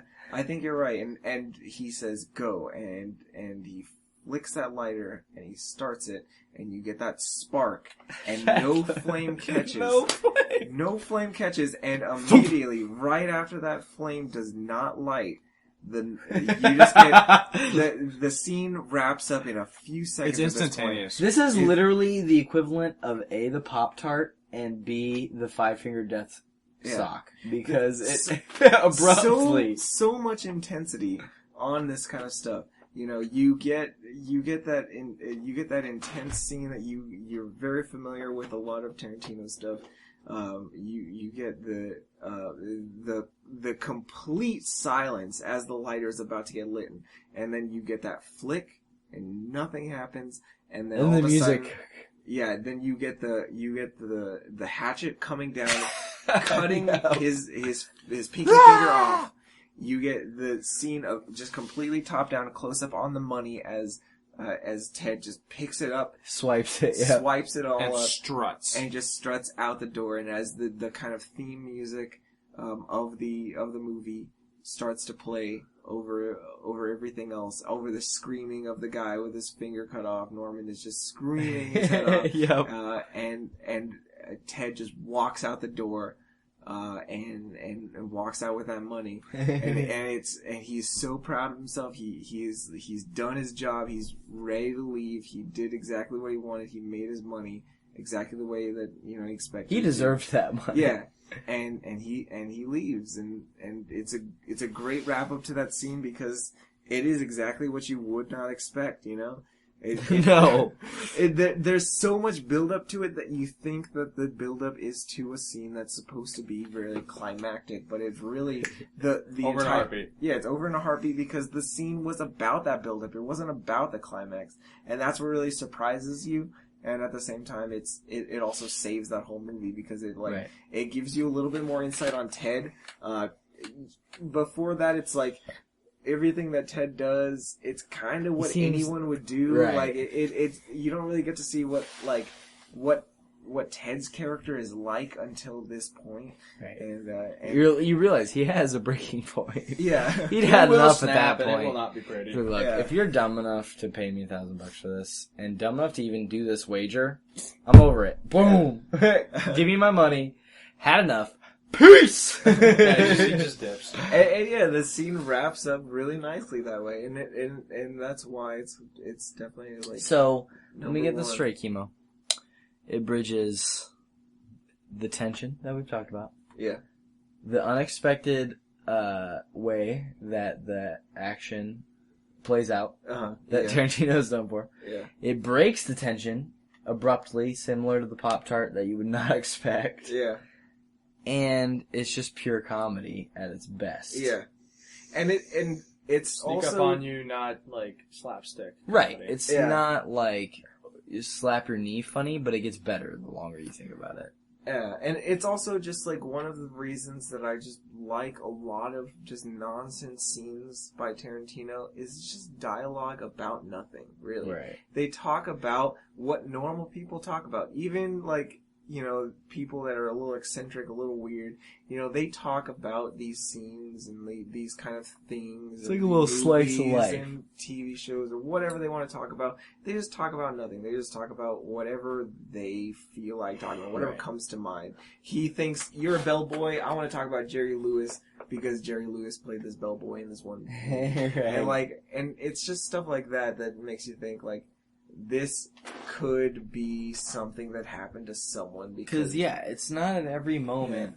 Yeah. Like in a movie, at pretty much every moment, somebody is saying something that's relevant. Something. Exactly. Yeah, the dialogue is supposed to be about things that advance the plot, but in this scene, it's like 20. Kahuna Burger 25 does not minutes. play into that plot at all. Yeah, it's like 20. Other than I think Samuel L. Jackson references it when he's taunting the guy before he kills him. This is a Hey, tasty burger. You know what they call a burger in France?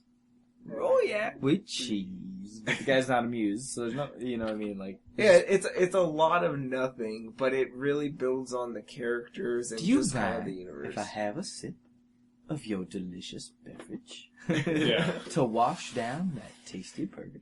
That's like really important to a lot of his stuff, you know? Right. Like it happens a lot in Pulp Fiction, and that's why I love Pulp Fiction. A lot of like the diner scene with Mia played by Uma and Vincent Vega, like they do a lot of just these like dialogue trees that just don't do anything.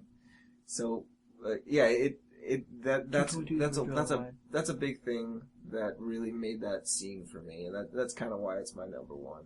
Right. Yeah, I think that's fair too. And also, if we are playing the scene angle, you know, that is just at one scene. Like, it's his whole contribution to that movie is his one scene. Yeah. And because he only had one scene, he didn't have time to kind of veer and do stuff that isn't consequential, and it saved the whole movie. So I think it's brilliant, because I think from this discussion, it's clear that objectively, I think, for at least me and you, I think the Kill Bill scene is our literal favorite, in a way. Yeah. But from the standpoint of just taking a scene, I think the Four Rooms scene is the best, because it is literally one scene in the movie, that's all he gets, and it saves the whole movie. Yeah, it stands on its own. It's perfect in like a lot of the ways that Tarantino's style is like ideal. Right. And it saves the entire movie. It typifies him pretty well. Yeah. It does a lot of the things that you want out of it. And you know, like the kind of range of the scenes that we chose tonight were just scenes that, you know, kind of encompassed all of the reasons why we like him. You know, the different kind of camera angles that make him iconic, and the different like lines of dialogue that also like make him memorable. Right. But yeah, that is number one. That is all the ones that I came here tonight to talk to you guys about. But I was curious about, you know, what you guys were thinking about for your hums. So clearly, Mike's a little bit more knowledgeable than me. Well, quite a bit more knowledgeable than me on Tarantino. But still, I feel like neither of us are worthy of a true entry. So, Mike, if you had one HM, one honorable mention, and we'll be I'll be brief, because I know we're running long, but the standoff, the Mexican standoff, and subsequent duel between Beatrix Kiddo and Orenishi. Oh yeah. Kill Bill. I have to preface this for the audience. I'm not surprised that Mike went with the Kung Fu movie. Because Mike has an eternal soft spot in his heart. I have a soft spot for Jackie Chan, the actor. Yeah. So if it's anything Jackie Chan, I'm on board. Mike, Kung Fu as a whole, he loves it. Yeah. He was like, Ip Man 2. There's a new movie that just came out recently that was where they're fighting in the rain. Ip Man prequel? I think it was. Yeah, the guy who trained Ip Man. I watched which, it was no good? Of course Mike's seen it. So, I'm sorry, so I'll quit. I said this would be brief, but Mike loves Kung Fu, so just the fact that he pulled it from Kill Bill. Yeah. But can we go off on an hour on Ip Man for a second? We could, actually, but that's a different podcast. That's another podcast. You shall not... Podcast! We shall not podcast any further. So, so Mike, so the standoff scene between... Orenishi and the bride. Lucy Liu, correct? Yeah, Lucy Liu and Uma Thurman. And the reason why is because, as the fight scenes go, it's not that spectacular. Mm-hmm. It's gone. It's awesome. It's nice. But the thing about it that makes it so darn awesome is the build-up. You have this Spanish guitar. Oh yeah. Playing in the background that just builds, and the music swells with this crescendo while these two warriors are sitting there in their ready stance. And they don't look like they're moving all that much, but to the trained eye, you can notice their feet. They're like barely inching towards each other. And it doesn't seem that important. But for a katana duel, that inch can be, you know, the extra inch that cuts an artery versus just cuts your flesh. And so these two masters are sitting there engaging, and there's a caution there that you don't get in a lot of fight scenes. And it's just this like they're regarding each other with both respect, fear, and hatred, all at the same time. And it builds to the point where finally it's like, the tension breaks and you gotta go. And so it's one of those things where, at least from what I've been able to read from Miyamoto Musashi, the greatest sword user from Japan, is that the person who makes the move first often puts themselves at a disadvantage because at that point the other person has a chance to react. And it's a very Japanese martial concept. Right. Where the first to strike is first to fall, usually. And so it's interesting to watch how it plays out. Right. You know. So basically, what you're telling me is that scene, we won't get into this because this, spoilers, completely different podcast. But the reason that fight scene is good is the reason that dive kick is great as a game. Because it's literally in a fight, like we were talking about that Bruce Lee was going on earlier.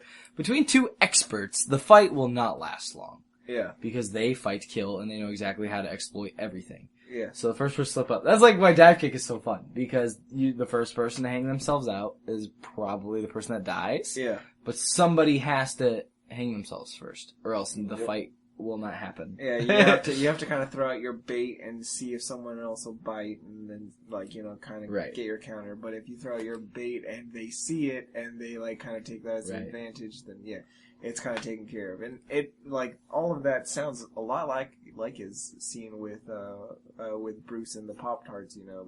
Just waiting for that slip up, and then it happens, and they take right when that it popped, advantage. Vincent looked at the Pop-Tart, and he was staring still at Vincent. That close up on the Pop-Tarts. Because if you think about it, Vincent didn't know the Pop-Tarts were in there. Like, the second he hears ding, Bruce is like, those Pop-Tarts, but Vincent's like, what? Yeah, exactly. Bruce knew that the Pop-Tarts his last dying thought was, who Pop-Tarts? Who puts pastry toaster snacks in when they're going I think his dying thought was, ooh, Pop-Tarts. Yeah. He's like, cherry frosted?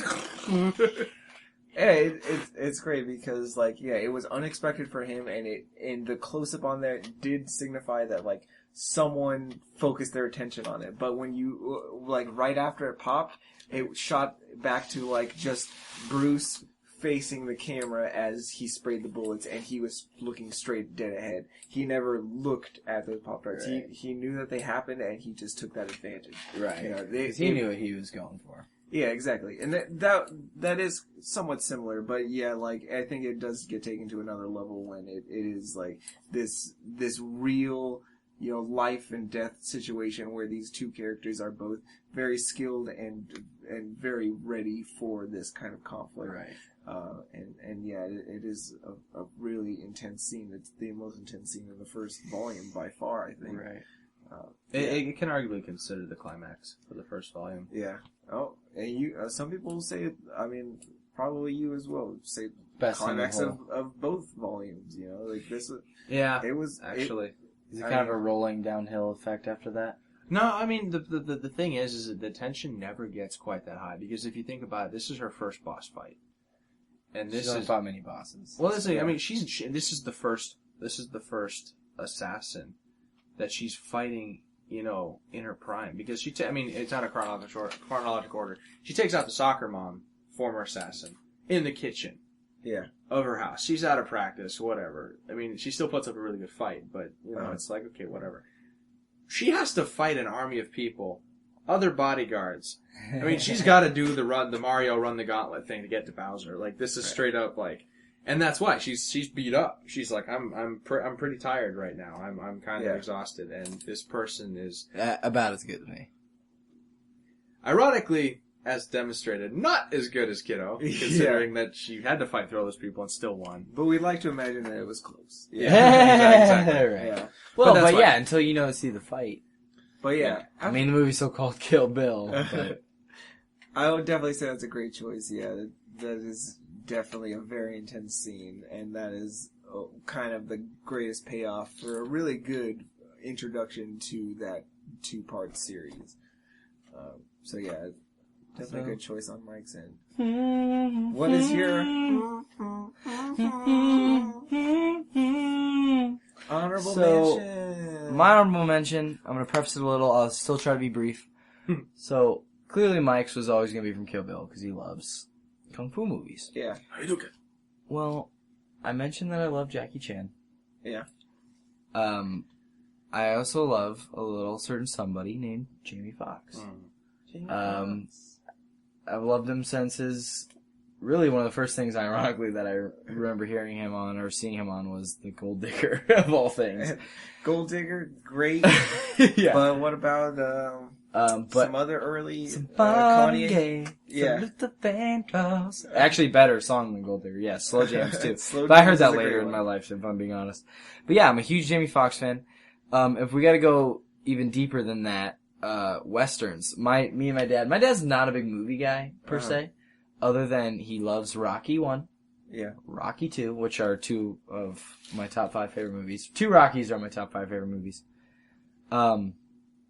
And then westerns. So, I mean, I've seen Lonesome Dove 1 and 2. They're actually not my favorite because they're way too long. Like Lonesome Doves. Same I remember, like, in theaters, we rarely go see movies. True Grit.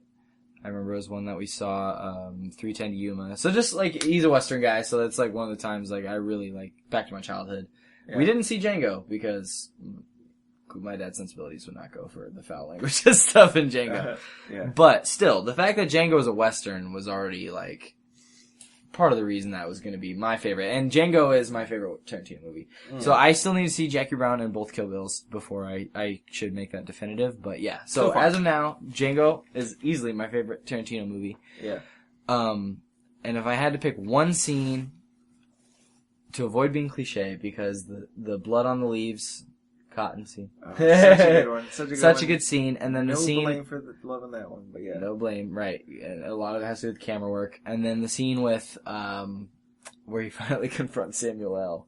Oh, Who yeah. Samuel L. you did not realize was quite the villain. Like, Yeah. that He is. was half the mastermind. I mean, yeah. he was half the mastermind. He was white, let's be honest. He was, that's, even the Thank scene. you, Steven. Okay, now we have to go, we have to now, if I'm including that, one of my other favorite scenes that is underrated from Django is where you realize, as smart as DiCaprio's character is, that Steven kind of manipulates him. Yeah. That was brilliant. I was like, what? Like, They are actually an evil team. that's what I don't Yeah. get, is I was actually reading online today when I was trying to do some research for this. Somebody was complaining about how, like, oh, well, since we gotta go there and make everything racist, the movie is about how the white man frees the black man who frees the black people. And how it's white man kind of trying to make up in his own mind for atoning for his sins. I'm like, how about the fact that the movie... Except for the fact that the white man who helped free the slaves is German and has had Right. no freaking connection at all to slavery. Yeah. So, Now, had it been I don't know, Southerner that decided suddenly that Right, I'm going to lead a crusade. No. yeah, it's not the blind side. Yeah, he's a European. He has no connection to this. His culture banished slavery in the 1600s. So yeah, actually, he does he's have a talented guy who's going to help him be able to do what he needs to do. If we're going to be ignorant enough to lump in everyone from an ethnicity's sins together, we still don't have the moral high ground on that regard. Right. So that's once again, people are not looking. They're looking at Tarantino through what they see Tarantino as. They have never sat down for a 4-hour podcast to really understand Tarantino. Which I never. I'll admit, like Kiemoe. Well, here I'll get into this after I do my. I'll give my denouement. But yeah, so they ignore the fact basically when whoever wrote that, some stupid critic who wanted an effect, ignores the fact that the mastermind of the whole thing is secretly Samuel L. Jackson's character who's black. yeah, the guy who milks it, the guy who benefits from it and manipulates the whole Yeah, situation. that dude's been living comfy for how long? So and I love the scene where Django basically confronts him like, look, dude, you're not even a true N-word. As Samuel L's character throws that around, and then he goes, my favorite line of the whole movie, this is my favorite line, when he goes, I count 6 bullets, nigga. And then he goes, he reaches down, I count 2 guns, nigga. Shoots him in the kneecaps. I'm pretty sure. He does. Does he shoot him in the both kneecaps? He loves Tarantino. Never knew that till we just got to here, until you pointed out earlier, and then he loves shooting You the know, kids. if you think finish about the movie it, without it. Steven starts singing a Negro spiritual after the funeral of Leo DiCaprio's character, Monsieur Candide. And so it's like, I mean, literally, it typifies that stereotype. And that, I'm sure that happened. Right. The sellout! The traitor! Well, yeah, because the great The point Uncle about that Tom. is it's just human nature. Like, who wouldn't take advantage of that situation? It's not Yeah. about being black. It's not about being white. That's we don't need to go into this, but that's my whole thing with like the fact that like white people having slaves, the fact that white people bought slaves from black people to begin with. It's just human nature. It's people are ruthless. It doesn't black, white, orange, yellow, green, magenta. Doesn't excuse any of the macaroni and cheese if we're going to the 64 box of crayons. So it's just human nature. So that's why I like, and that's one of the interesting things. And I think Tarantino does a good job of showing black and white characters who fall both sides of the spectrum. Really, like the only character is the one that wants to survive. Right. Yeah. Right. Well, and the only thing that's why you can't hate on some of the villains because they are messed up. They're logical. Like they're some weird way. Yeah, they're real characters. I mean, like their intentions aren't as fleshed out as you can see in other places, but they're also in a 2-3 hour movie. You know, what you do see of them is completely believable. You don't like think for a second like, but why would they want to try and survive? No, of course, you know why. You know, right? It's just human nature. That's what anyone probably would do in that situation. It's the one motivation that everyone can empathize with. Right. You know. Yeah. Survival that's why Walking Dead as a show, which we won't go into because it's another podcast, is so that's another enticing. Podcast. Yeah, because it's all about human survival and human nature. So, I just snuck 4 hmms in there. But the true that I was gonna get at is earlier on in the film. And I love it because I am random and I'm pure comedy buff. And so, random as almost any Tarantino scene. Because most of his comedy, like The Four Rooms, is a slow sizzle burn. But this scene in particular was just random and off the wall and great. And this is rapid fire scrambled eggs making. And again, it was like, it's just people talking. If the situation occurred, what would people actually say? And so it comes up to where they're going to do the raid on the Toothmobile. On the Toothmobile, yeah. On Christoph Waltz, on the dentist, and Django's, who's been going around Django's Toothmobile. Which, of course, because they're brilliant, they're baiting this. And so they've rigged the Toothmobile with TNT.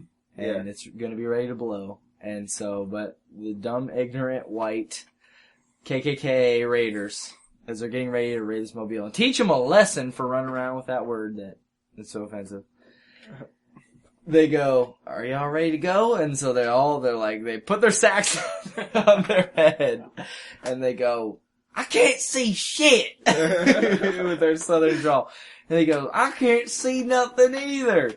And then they're like, "Who cut these? Who cut these holes?" My wife did. My wife. Yeah. I'm leaving. Yeah, he goes, "My wife did not have to take the time out of her day to cut 30 sacks. But what do I hear from you? Nothing but complain, and criticize. No, that's what it was. Criticize. You know what? Let's all agree that the sacks, while a good idea, were not executed. As well as they could have been. Not pointing fingers. So not pointing fingers. Yeah. How about we ditch the sacks this time, and next time we wear the sacks. And this is all coming from one of the lesser men, like not even the leader. He's just coming up like they're like in some sort of like debate or something. The best part is the leader, Mr. Mustache, and then randomly, who I'm a huge Jonah Hill fan. Jonah Hill happens to be the sub-rider, the leader's kid or whatever, nephew.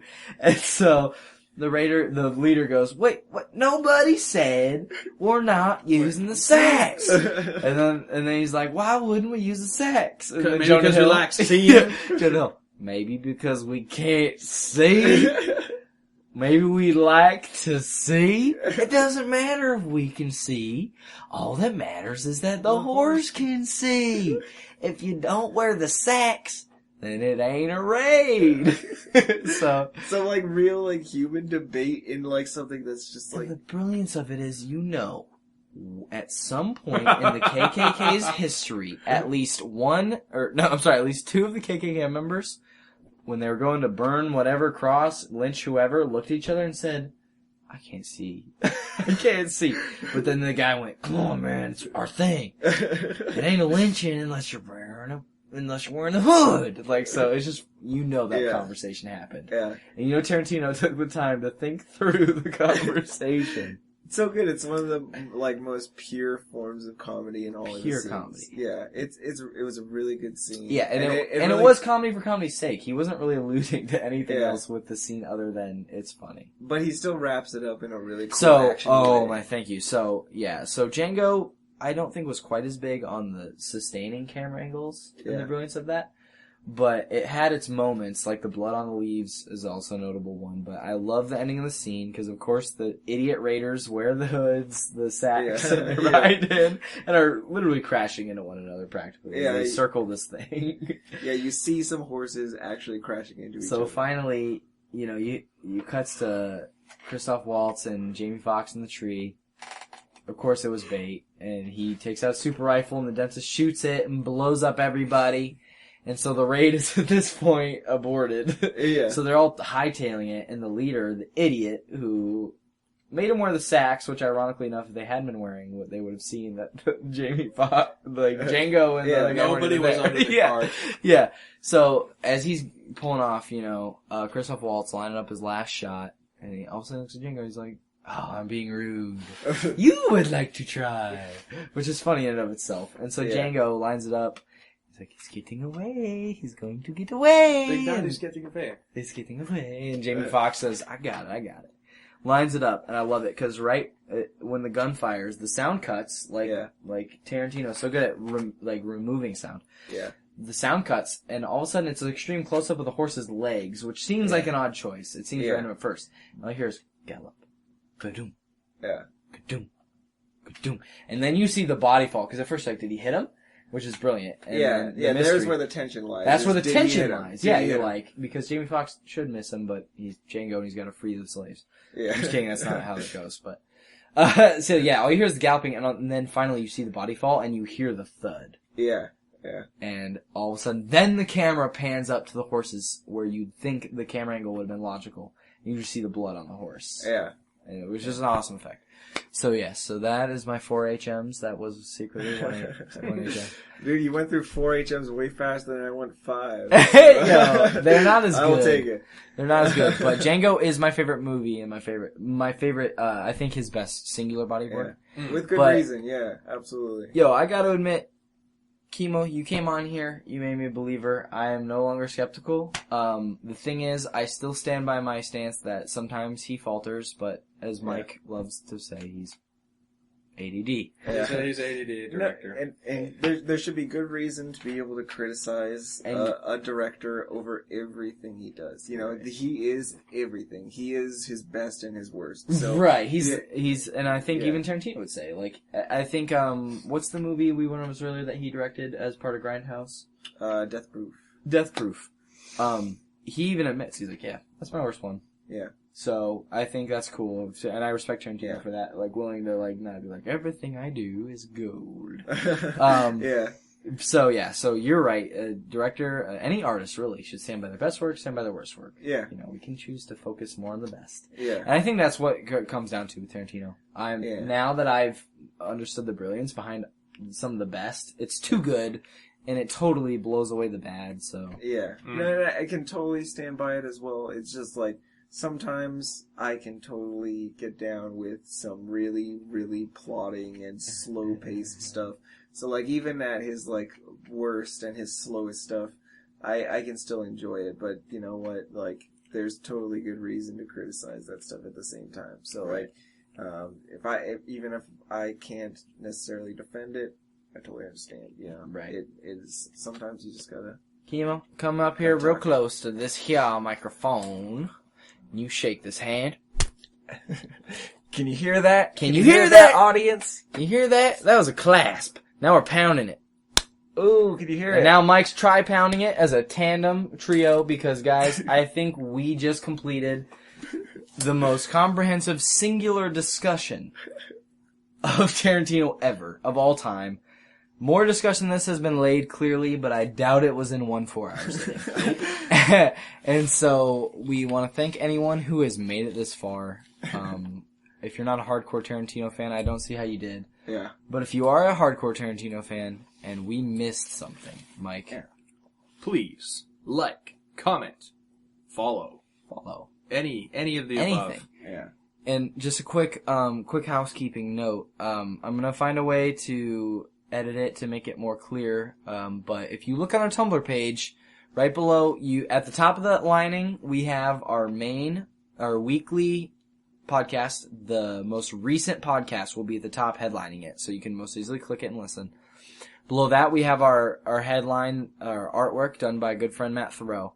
Below that, we have a little blurb that kind of just describes the podcast, just for aesthetic appeal for anybody who might happen to stumble upon the Tumblr, just to get an idea. Below that, we have 2 links. One of them is to our catalog, and they're highlighted in red, so they're not big enough yet. That's why I'm trying to edit. I'm going to try to make them more visible. But you shouldn't miss them. One says catalog. You click on that, you can check this week's podcast. You can check last week's podcast. You can check 2 weeks ago's podcast. Once we have it, you can check forever's ago podcast. And that's where you can get your whole needs, your fix. All your frivolousness. All your frivolousness. Give it long enough, we'll have multiple podcasts with Kiemoe when he gets in here for the next No Country for Old Men podcast. I would love to guest star on whatever. Dude, we'll have you back. That is the catalog. Right next to that is a cryptic Ask It Yo, and we just might reply on the fly. You click that, that's where you make your suggestions. That's where you say, you morons think you know Tarantino because you went on a 4-hour rant? You think that makes you a Tarantino fan? Bro, you ain't wear the sack, it ain't a raid! So that's where you say, we forgot something, we forgot a vital scene, we missed an aspect of it, anything you want. Shout it out there, we will mention it, we're humble enough. I know earlier, Mike, I applaud you for correcting your history. We will go there, we will surely correct anything that we missed with our content. Oh yeah. Yep. Furthermore, if you like our Tarantino, you think we did a great job with it, shout out next week's topic. I'm dead serious. Throw out something brilliant. If it's good and we're passionate about it, we'll get a guest who knows more than us, and we will debate it for probably not 4 hours. We'll try. We'll try to go for 4 hours. This is not the gold standard. But we will hopefully debate it and do it in some way that's satisfactory to you. So that is on the Tumblr page. It should be pretty apparent and pretty, what's the word I'm looking for? Intuitive. It should be pretty intuitive. If not, check the Podbean, check anything. We'll have a Facebook page before long. So, thank you guys for checking this out. Kiemoe Madrid is his last name. That's Tarantino Experto. Don't say that. I'm going to get some evil emails with some very, very negative comments if they call me an expert on that. Aficionado. Enthusiast. So, Tarantino next time, enthusiast. You know what? Next time we're on, we're going to have you talk a little video games, because I know those are actually, it's hard to believe after how well you just laid Tarantino, T-Tino out on the line. Totinos. We talked some Totinos. You're probably needing a refill on your Totinos, but we'll have you in for some video game chat next time, my friend. Sounds good. I'd love to. That sounds great. Thank you again. Yeah. And if you're like us and you're listening to this and it is also 3 a.m, please get some rest, guys. Get some rest, guys. Sleep is very valuable. Mike, chant us out with something clever. That was Frivolous Fandom with Mike Canada, special guest Kiemoe. Thanks for listening. Take it easy.